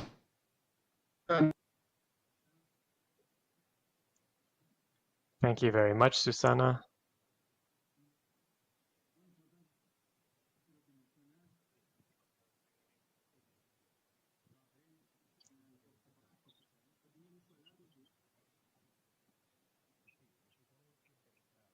Sorry, Mr. Sanguinete, you are a little bit cut off. Can you hear me now? Now we can hear you better. Let's see. I was saying, Susana, that what you were saying about digitalization is important because it makes it more efficient to deliver poverty vouchers at this time while avoiding potential infections. And we also have data to facilitate external oversight.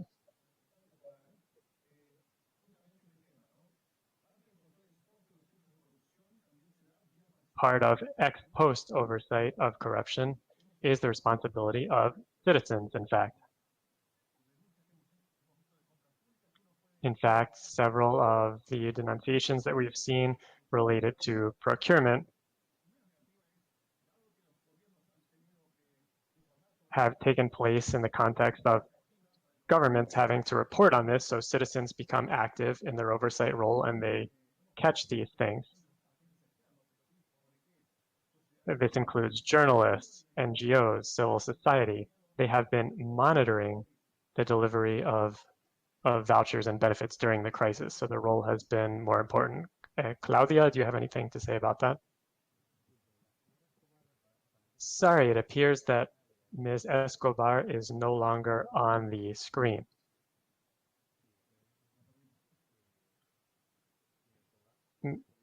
Mr.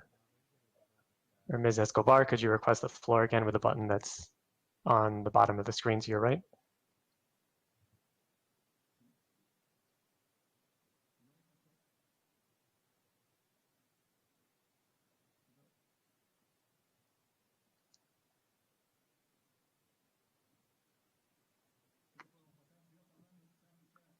If not, we could move on to Fernando. Mr. Sanguinetti, sorry to interrupt, but could you please refresh your page? We're having trouble with your connection. And then you would have to request the floor again.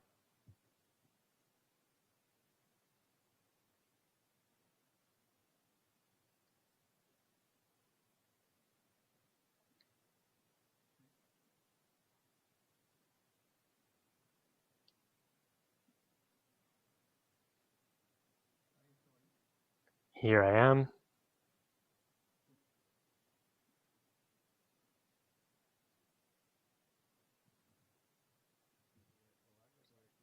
Yes, Mr. Escobar, you can.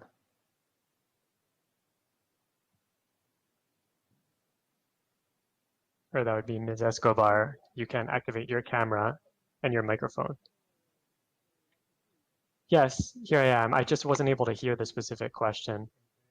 Yes, sorry about that. We have had to have Mr. Sanguinete refresh his page, and once he comes back, he will ask you the question again.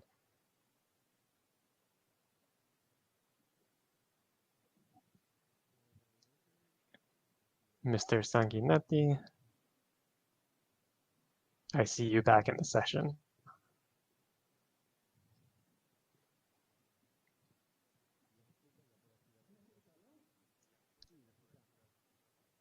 Can you hear me? Yes, we can hear you. Excellent. Sorry about that. We were talking about this question that I wanted to ask Claudia Escobar.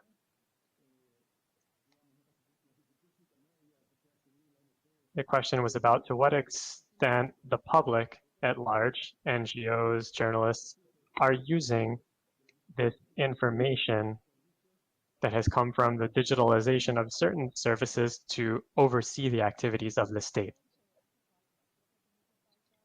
I think that we really need to activate civil society and audit and oversight bodies in civil society to be able to shed light on problems that have taken place in some countries more than others.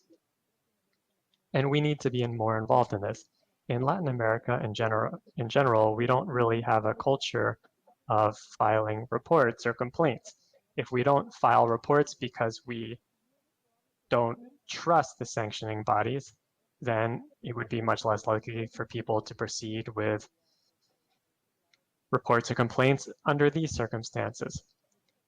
Fernando Carrillo, the Attorney General, was making this clear. We need to bring back confidence in all entities of the state.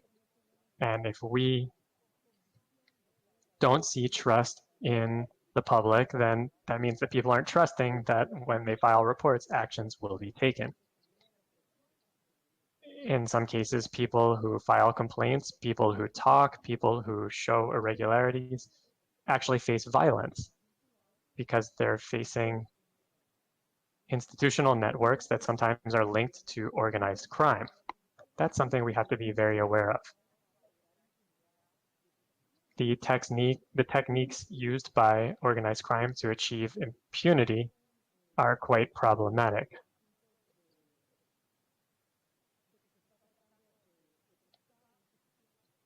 It's not just about co-opting one institution, it's about having control of an entire institutional structure. And so it's very important for us to focus on the importance of establishing international cooperation mechanisms. This is because through international cooperation, we can make our institutions stronger and we can better protect people at the front lines of the fight against corruption. We have seen that in Central America, international committees against corruption have worked well, such as CICIG or the Commission in Honduras, MECICIG. We need to look at how we can create second generations of these anti-corruption committees, such as the ones that are trying to be created in Ecuador and ones that are being proposed in El Salvador. We have to look at how we can make headway through international cooperation so that we don't leave the states alone in the fight against corruption. Thank you very much, Claudia. In fact, this could actually backfire in certain countries. Countries are able to generate a ton of data thanks to digitalization and an increase in complaints. However, if those complaints don't reach prosecutor's office or don't result in sentences being imposed, then people could say, well, why would I report irregularities if nothing happens? So I think that's very important. I wanted to go to Fernando now to ask a question that is more related to accountability on the part of civil servants. In our report,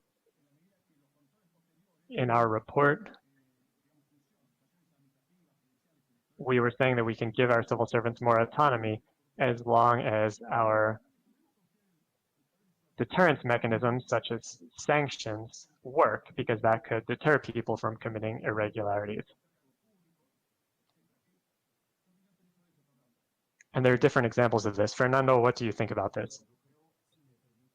Well, Pablo, I would like to say something specifically about digitalization for 1 minute, and then I'll answer your question more directly.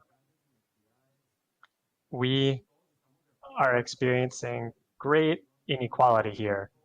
We all agree about the wonder that is digitalization, and we all end up using these platforms and using technology as a strategy to contain the pandemic.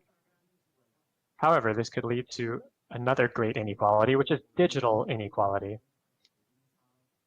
If you look at the volume that a state has to make in technological infrastructure, they have to be quite sophisticated. And I mean, particularly for the justice system. A few decades ago, I was the Minister of Justice of Colombia.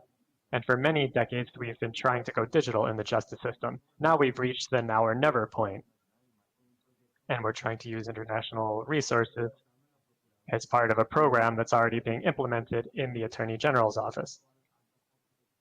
Colombia has 4 high courts of justice, and we're trying to implement this program in those courts. We need to create a society that moves at a different speed. Normally, we have a society that promotes economic and social rights. However, there are certain people that don't have access to economic and social rights. Envisioning an article in the Inter-American Charter about rights. It says that rights need to cover all spheres, and the right that comes along with digitalization is a new level of assuring rights, and it will cause us to rethink other rights. Of course, state level investments will be highly important for us. We have to have proper procurement to bring in the right technology. But we're seeing these big differences between local governments in our countries, in Peru, Ecuador, and Colombia. There's a big distance between what is happening in some levels of society where people have access to digital technology and other strata where people do not have access to that technology. This is something that Claudia mentioned that I fully agree with. That is access to justice. I worked at the Inter-American Development Bank in the area of state reforms. And after we thought about this issue a lot, we decided that the first or the biggest problem with justice in Latin America is access. That is opening the door to the justice system. How the justice system can work side by side with citizens. And you mentioned here the issue of addressing complaints. And that is all very relevant. All of our digitalization efforts need to be focused on that, on establishing contact with the people and giving the people access to the system. I'll give you the example of domestic violence against women, children, and adolescents in Latin America. This is a crime that has increased throughout the pandemic in all countries in Latin America.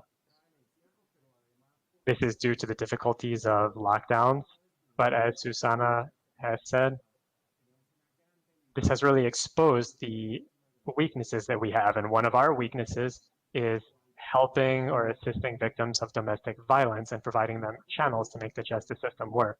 In terms of your question, I'll be brief in responding. Pablo, I think that sanctions are key. Penalties, that is, but we need to have three kinds of oversight. Ethical oversight, which is within all of us.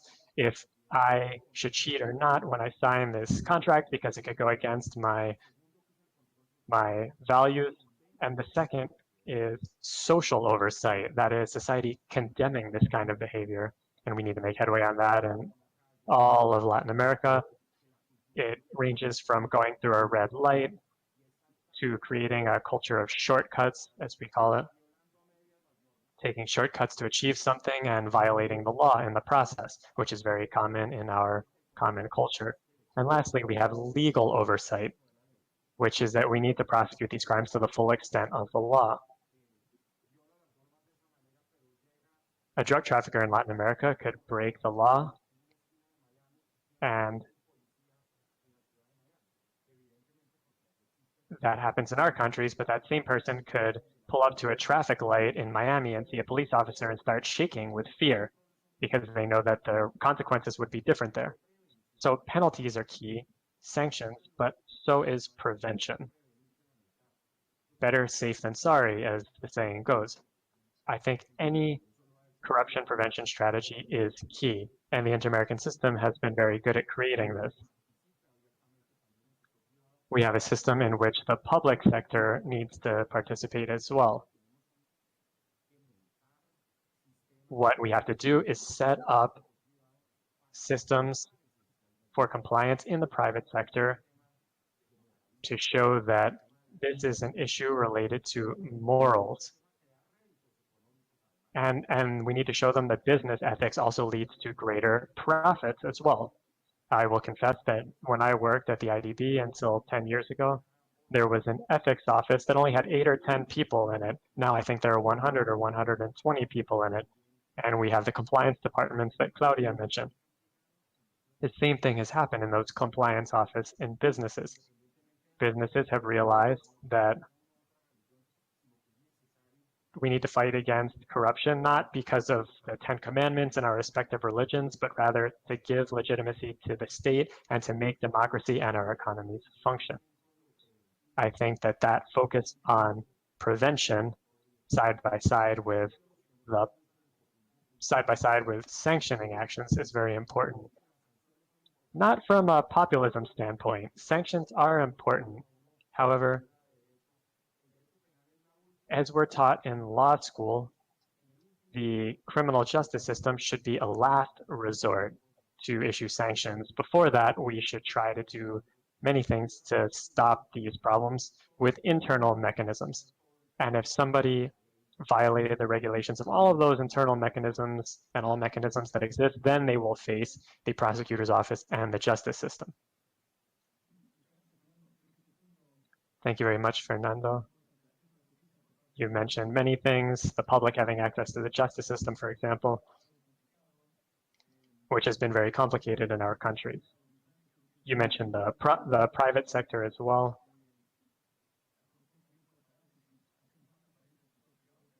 Corruption could be stopped by making the private sector more transparent. And we need more transparency in the public sector. Now, Susana, I wanted to ask you a question that could be interesting. Based on your work in the Secretariat for Integrity, well, as several of you have said, at the sub-national level, governments have been given more resources and leeway to make purchases. So my question is, what have you been doing in the national government to strengthen the anti-corruption mechanisms of local or subnational governments? Yes.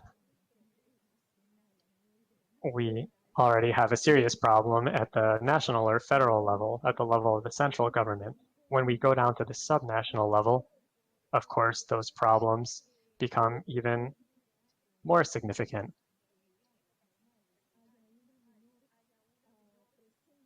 During regular times, the state is not so present at the subnational level, and that means that oversight mechanisms and legal mechanisms to ensure fulfillment of the law are a bigger challenge. However, during this particular moment, those challenges become even greater.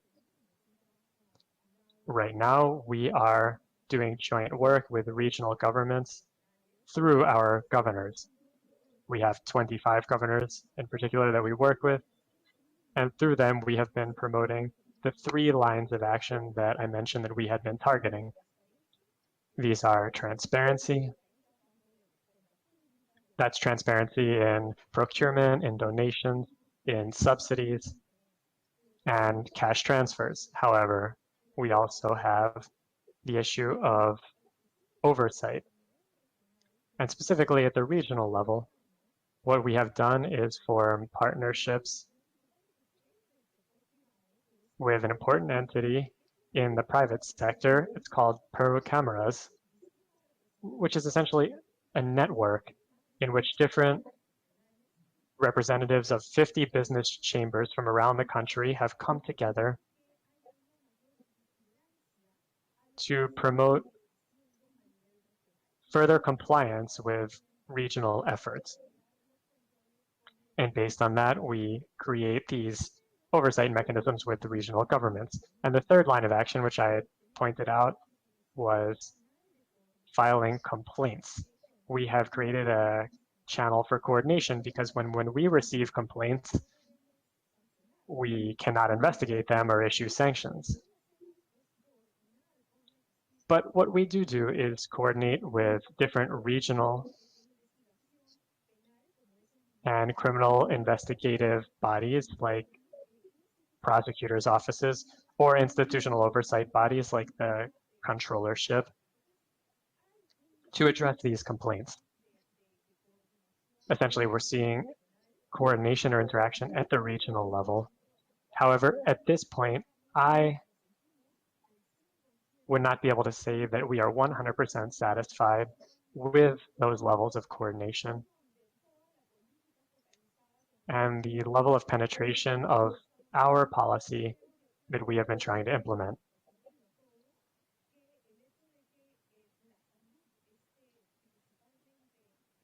Perhaps the fact that people's health is the main priority in a certain way. Some other aspects like oversight or complaints have been pushed to the back burner. And that happens at all levels. However, I think that that will go back to normal in some way. Of course, COVID-19 will be around for quite some time. We will have a health emergency for quite some time.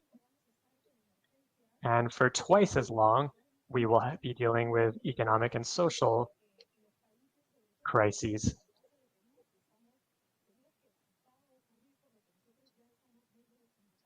Based on what we're seeing in Peru, of course, all of these things will be an issue as they will elsewhere. So,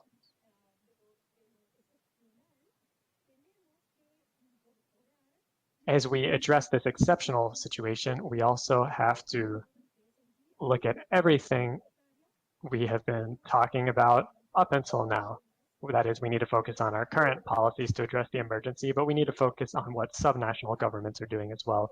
And I think all of our countries face a very big challenge in that way.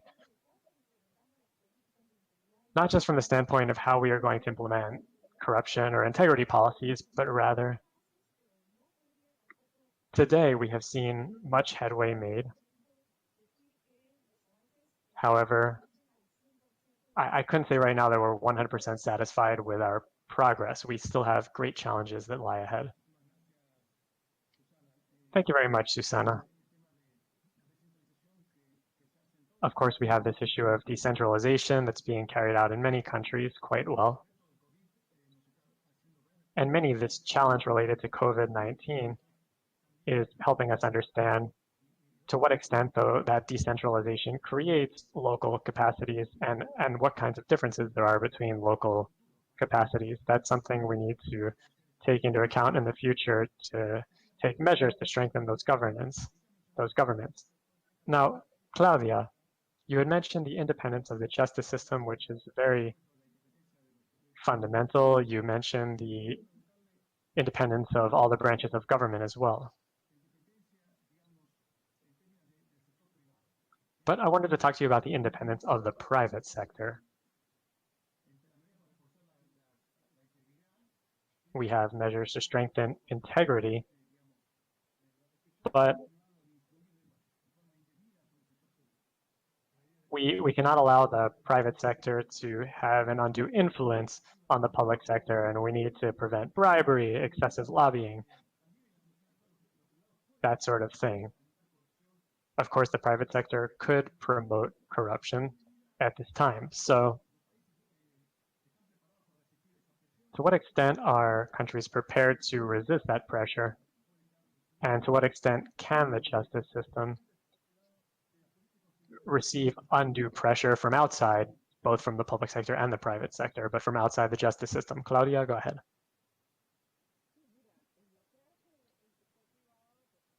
Yes, I think the private sector is trying to take advantage of certain situations to have an influence.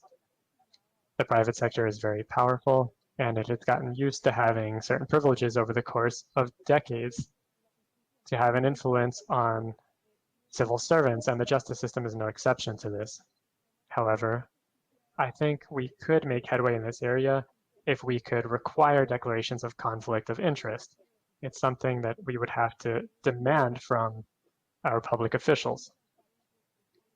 They would have to be more transparent about the connections that they have with companies, with specific sectors, and with different powers that be. And that way we could place limitations on the influence that the private sector has on public officials. I want to be adamant about the fact that we need to rethink public service from the appointment and training of new public officials. Right now, what we're seeing in many countries in the region is that public officials are temporary. They're there with the permission of a political party that's in power. And when a new party comes to power, we get new civil servants.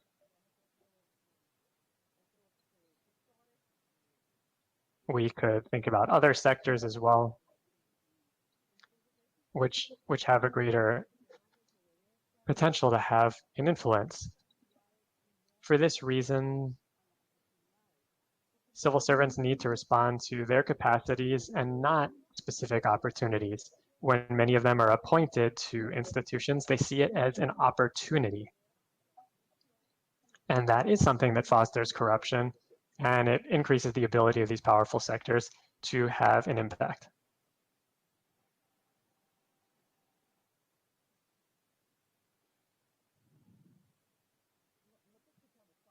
We can't hear you, Pablo. Your microphone is on mute. Sorry, I was saying that something that Fernando mentioned is very important in passing regarding Odebrecht. The issue of reconstruction, I don't know if this year, but economies will have to begin investing not only in personnel, but also in infrastructure to have long-term growth. So the question is, to what an extent anti-corruption institutions of the region, especially in Colombia, are ready to prevent past mistakes when there were problems in infrastructure, especially also in PPPs, in public-private partnerships. And this with regard to Odebrecht, what lessons can we learn in the region about what has been done in Colombia? Yes, I think that one of the great paradoxes we're seeing today is that to believe that the fight against corruption, that oversight institutions, that weights and counterweights, which should be translated as frenos en contrapesos, that is weights and balances, because we're trying to put a break to the abuse of power. That has to be rooted, and I say this with all due respect, in agencies or commissions that are independent vis-a-vis the executive branch. If you look at the history of corruption and successful lessons, and those cases that have led to good results, in most of those cases, there is independence versus the executive branch. That is apparent because we come from a presidentialist type of continent where we have to put limits on the head of the executive branch, on the president, whether he's good or bad, because today he may be good, but tomorrow maybe not. That's why we have to have a democratic rule of law based on weights and that is on balance of power. We set up a coalition, a kind of triple alliance with the general attorney's office, the controller's office, and the public defender's office. All of us are independent from the executive branch to be able to control these type of weights of abuses. Not because this necessarily is the right moment of doing it, because far from what people believe, and that is the great paradox that Pablo mentioned, many people think that this is the nightmare that have to be withstood by governments at this point, states by this government, by states at this point.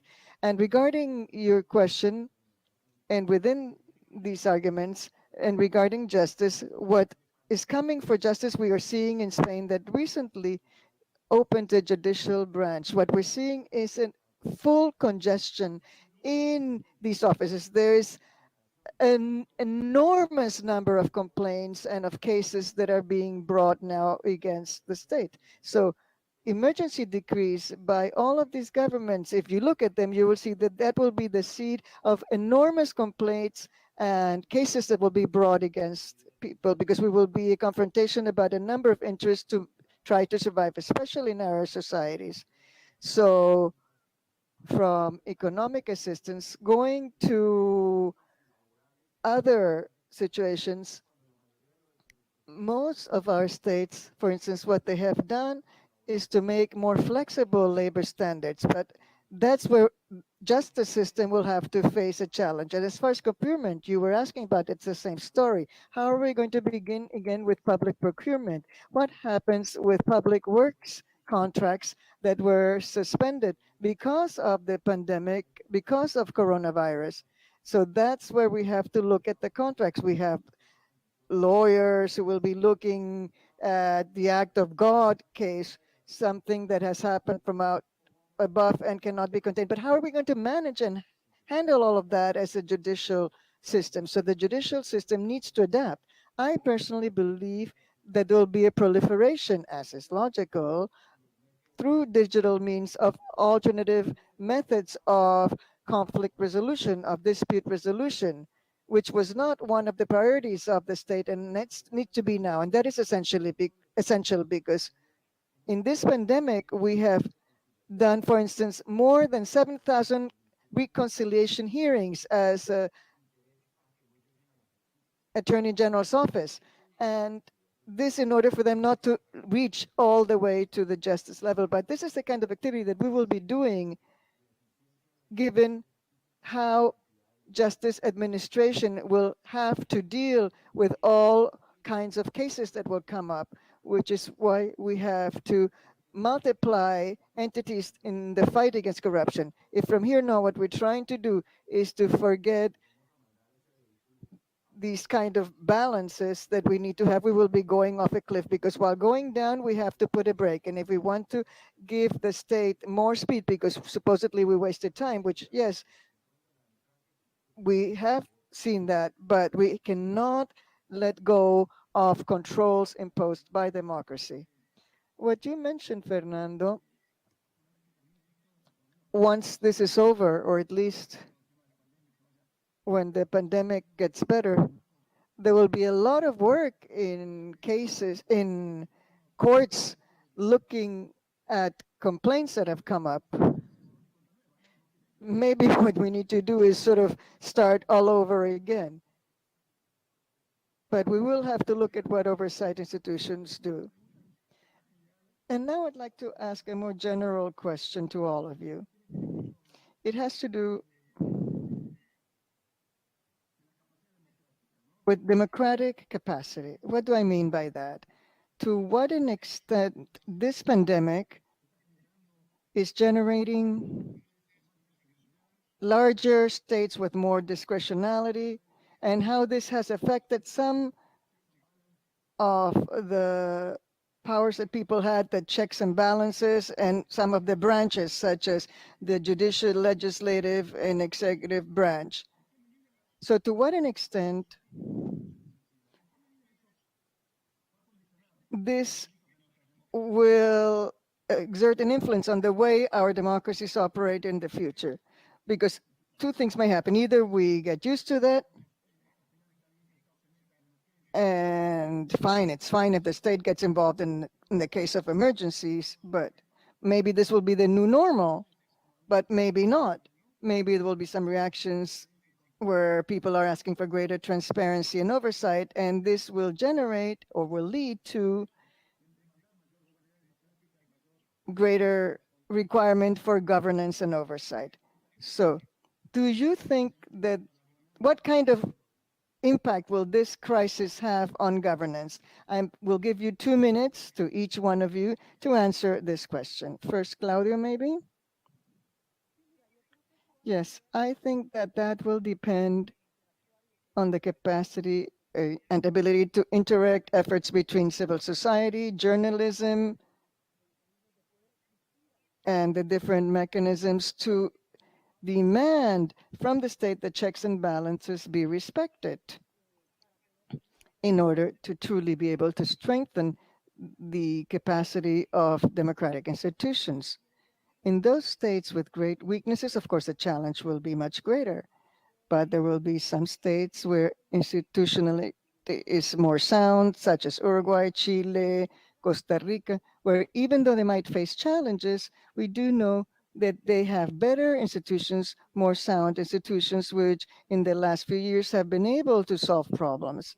So I think we have to pay attention to these subjects in order to demand that efforts be made and not see that the steps back that have been taken under COVID will become the new normal. We have to strengthen the systems of justice. Checks and balances must exist. We cannot be in the hands of politicians on which there are no checks regarding abuse of power, which is why it is so important to continue strengthening judicial systems justice systems, always with the balance of auditing. But we also have to see that corruption does not only occur in the political arena, there can be also corruption in the judicial branch. And we have to do audit, and we have to punish in case it is necessary, especially in this branch.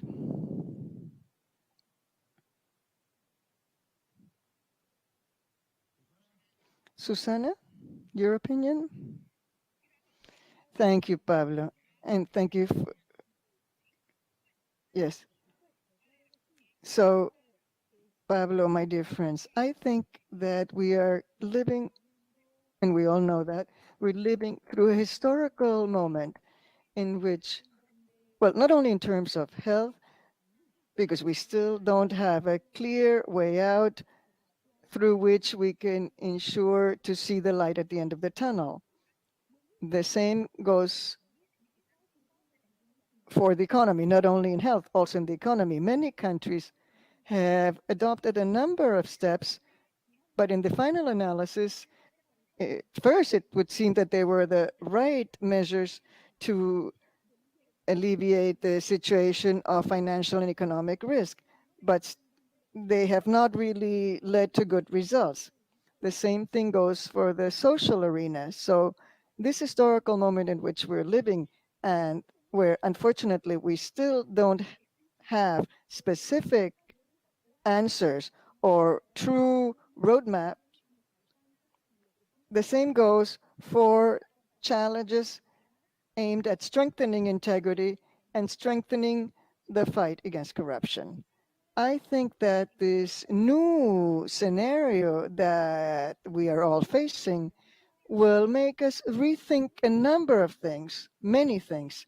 I don't think we will find a definitive, a final answer with one or two or three seminars. We need to have a number of spaces such as this one with a number of experts, such as we and other people too, to really think about how things are happening in our countries, in our specific countries. This is something I think that must be very clear to all of us, because I think that to a certain extent, all of us as humankind, as an international community, we are sort of working while, or doing things while we're working. And as far as integrity and fight against corruption is concerned, I would like to center my attention now on three ideas.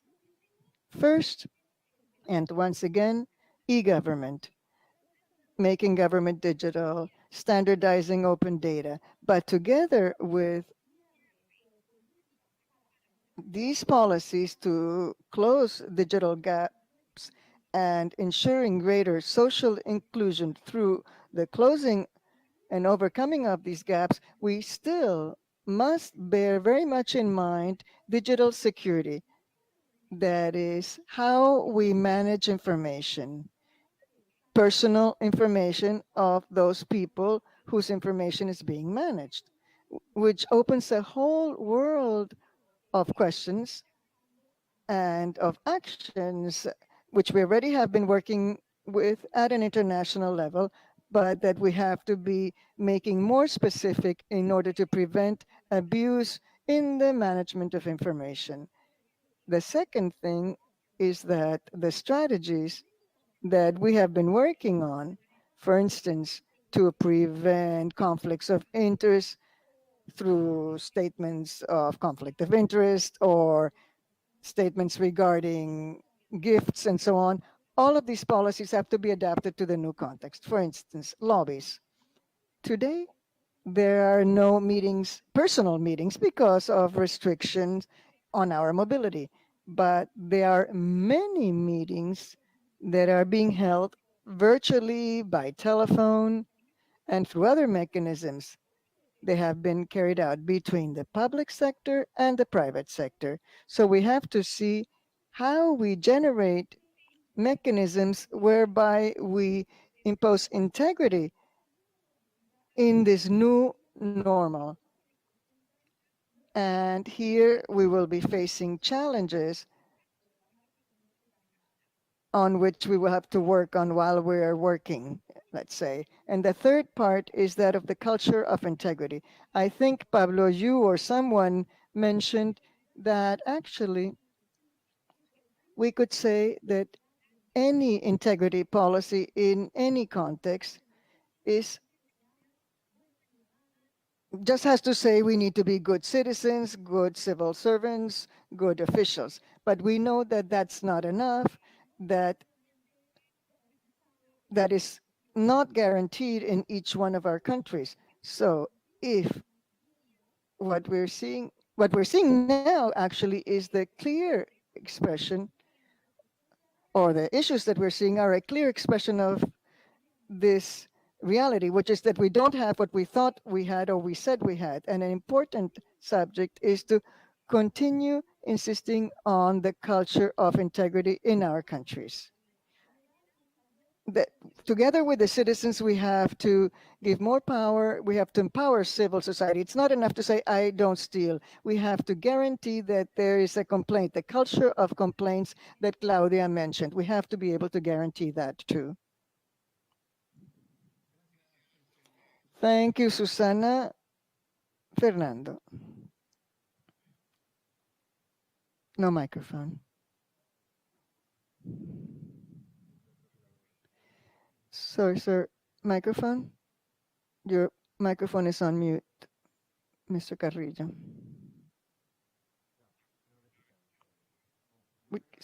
Yes, thank you very much. I was saying that I would like to say goodbye because I have to connect to another video conference. This is what we're all doing on an everyday basis. But I want to very briefly say 5 or 6 points that I think are essential.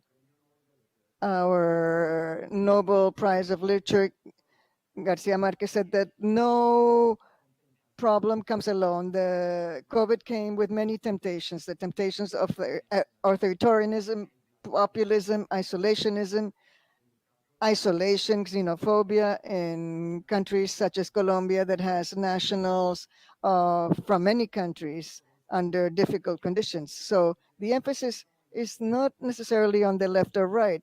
That's been left aside as a solution. The emphasis is first on the institutional capacity of the state, on how we're going to be able to strengthen a state that will respond to all of these challenges that will be very different from those of the past. Those who think that in 3 months the economy will go back to what it was like 6 months ago are completely wrong, because as we already said, there will be no permanent victories here vis-a-vis this virus. So a strong state with a capacity to build social policy in Latin America will be one of our main challenges, including a new health policy.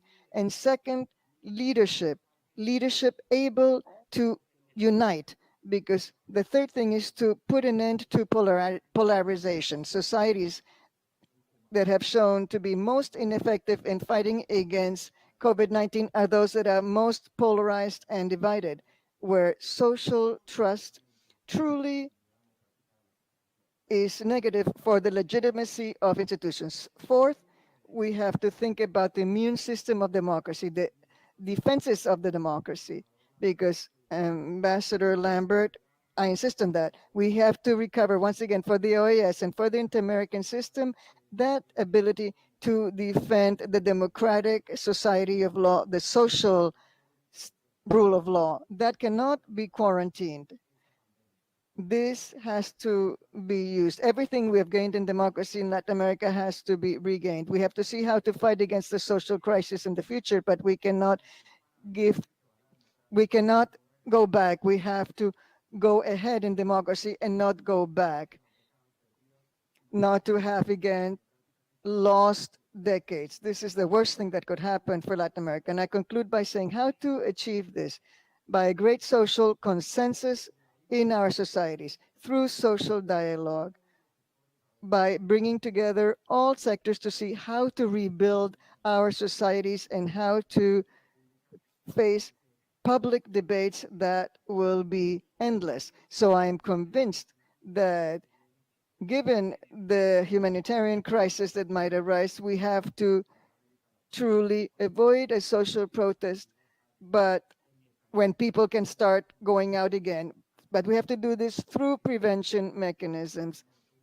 So we need to find instruments for social dialogue, which will allow us to open the road for this, open the way for this. First of all, to defend what we've already achieved in our struggle against poverty and inequality. We have to be able to continue defending democratic basis of our societies. Thank you. Thank you, Fernando. Before giving the floor to Maria to conclude, I simply would like to emphasize something that has been brought out in all presentations. COVID is leading to a great challenge in social and economic policies. In that area, the governments are putting out fires, but even a bigger challenge that will have an even greater impact on the ability for countries to progress is the institutional challenge that we are facing. This institutional challenge has to do with the way in which democratic systems operate, the way in which there's oversight of the judicial system, of prosecutors, of administrative oversight. This is very relevant because it determines the rules of the game. We have more open countries, more equal, more transparent countries, but that is what the economy determines. I'm an economist, and I always think, well, if there's a good economic policy, that's enough. That's what I would say, but no, that's really not the case. The most important thing are institutions. But not only institutions, they depend on rules, of course, but we also have to see about leadership. Leadership has to accompany all of these policies. Leadership that uses the new rules to generate consensus, less polarization, to have better social policies. That is essential. So maybe out of this crisis, some countries will come out with good rules, good leadership, but those that don't have that will face serious problems. Thank you very much for this dialogue. And Maria, you have the floor now.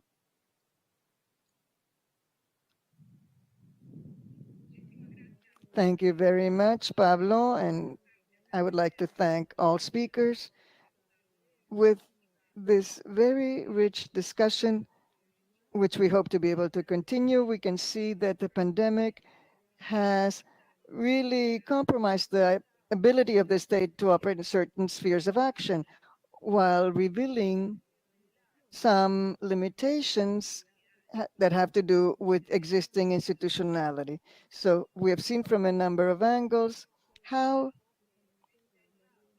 risks of corruption have been approached in the present context. However, we have also been able to hear very interesting actions and options that should be taken into account in the short term to be able to implement all of this and thus strengthen democratic institutions together with a social consensus with social dialogue.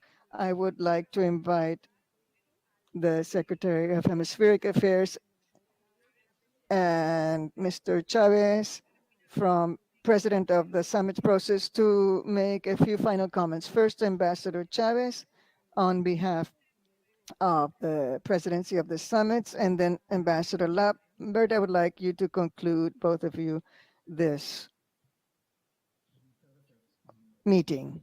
Thank you, Maria, and I would like to thank all speakers. This has been a very rich and successful discussion, very useful for all of us.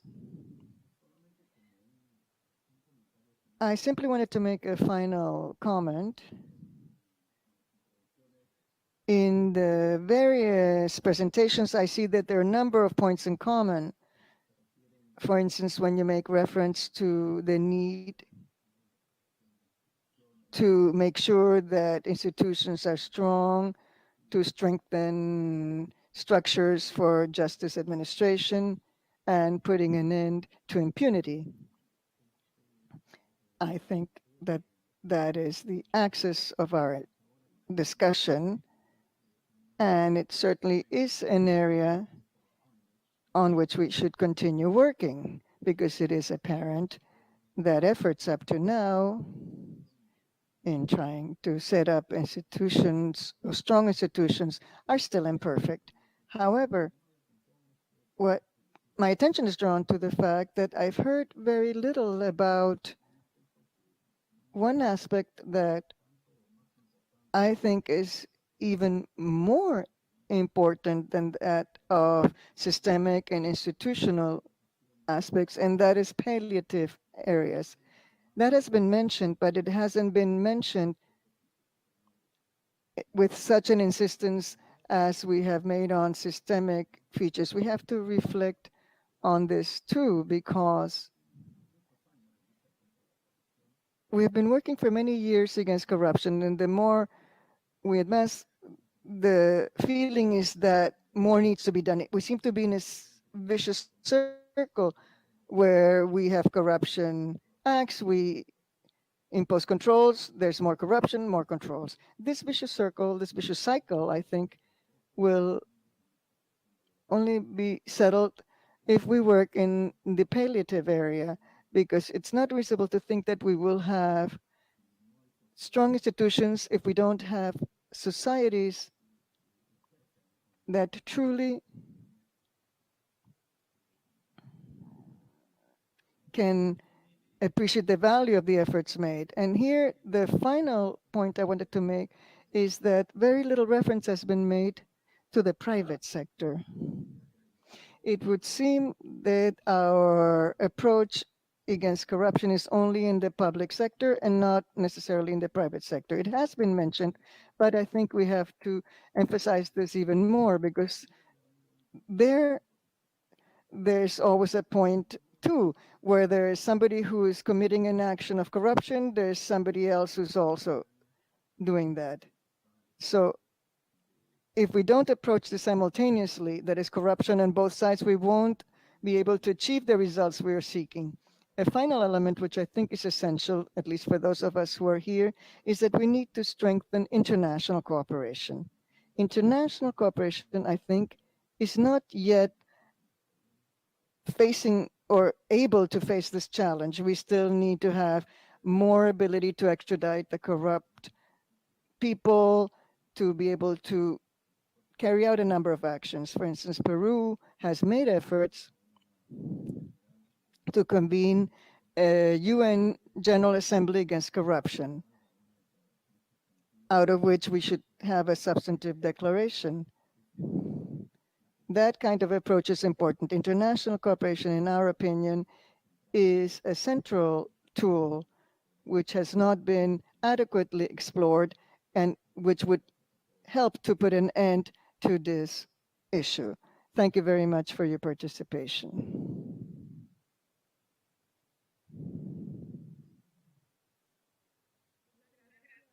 Thank you very much, Ambassador Chavez. I would like now to give the floor to Ambassador Lambert, Secretary of Hemispheric Affairs of the OAS. Thank you. Pues gracias, María Celina, y como a mí me responde cerrar la sesión, pues tengo un par de reflexiones que quiero poner sobre la mesa, pero quisiera comenzar en felicitar particularmente a Pablo Sanguinetti en la conducción de lo que considero ha sido una conversatorio muy rica y profundo, tocando elementos muy importantes del dilema que enfrentamos nosotros con ese flagelo de pandemia en la región, pero no solamente la pandemia, pero sus impactos sobre la gobernanza democrática en la región.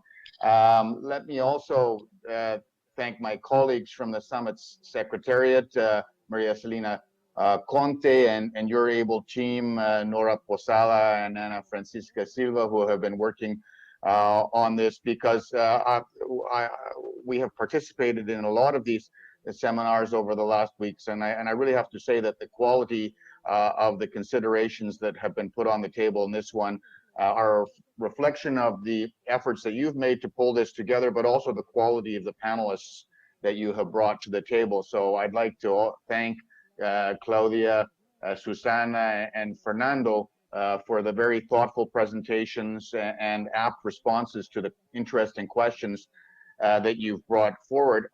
On the substantive element, let me go back to the points that Luis put on the table in opening the session, which is to say that Latin America, unfortunately, at this point, represents not only the epicenter for the sanitary and health crisis that the world is facing, and the potential to be the growth center of COVID, but one that is particularly susceptible to, by the structure of its economies and its governance system, the large informal sectors, the presence of criminal structures as well that are ready to take advantage of it. One where we may see a debilitation or rollback of democratic governance, and that's a risk that we have to be very much aware of. I mean, Fernando referred to it as back to the future and the history that we have of presidentialismo in the region, and how can we deal with it? And I think all of you, who serve in the publics of your various countries very ably, have flagged the instruments that we have at our disposition to do that. And Susana talked very compellingly about the digital governance and the importance of open government access to information to try and arrive at a transparency as we deal with this, but also the instruments of control and oversight that will be very important, not only to oversee the massive expenditures, but the balance between the various powers of the state, whether it's the legislative branch, the executive branch, or the judicial branch, and mentioned as well the importance of engaging civil society, whistleblowers, and recovering the la habilidad de la denuncia, so that the partners in this that Luis referred to, the private sector, civil society, are fully engaged in this. Claudia, thank you for mentioning the importance of the professionalization of the public service, and also the selection criteria for the judicial branch. I think it's important, to as you have said, the weakening of these structures, provide entry points for organized crime to access the systems of governance in these countries. So it's very important to address that. I think you also said something very important, which was that the COVID crisis has, to a degree, stripped bare the problems that exist in the region. Puesto una lupa sobre nuestras sociedades, so that we see clearly the governance problems that we're facing. We have to take that and turn that into a positive thing.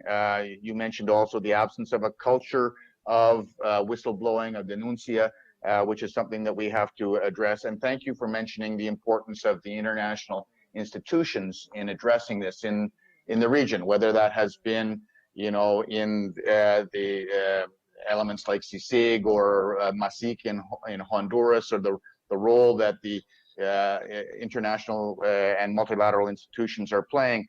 And I think, Fernando, thank you. You bring a wealth of perspective, not only from the Colombian government, but thank you for your references back to the history of the summit process and the role that you played in the IDB over these years. I think it's important at moments when the multilateral system itself is under attack, for us to have put so clearly on the table the importance in reinforcing that element of cooperation that the member states of the OAS are depending on as we address this. We've done it through the summits process. The Lima summit was a high point in summitry in 2018, and we have to build forward on that very strong basis, and we are doing so now through the Joint Summit Working Group, and bringing the other multilateral institutions to work in coordination in addressing the impacts of the COVID crisis.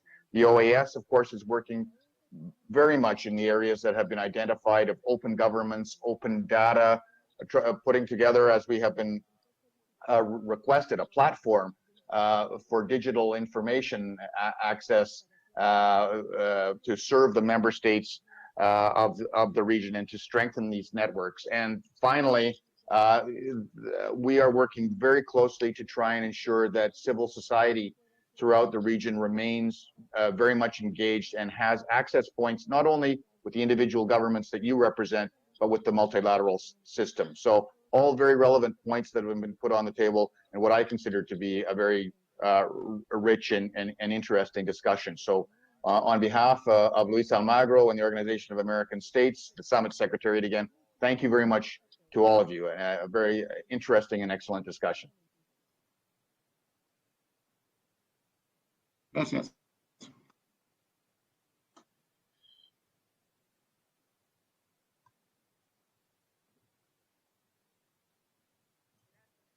Gracias. Gracias a todos. Adiós. Hasta luego. Gracias. Adiós. Chao, muchas gracias. Espero verlos pronto en Gracias persona. a todos. Hasta la próxima. Adiós. Hasta la próxima.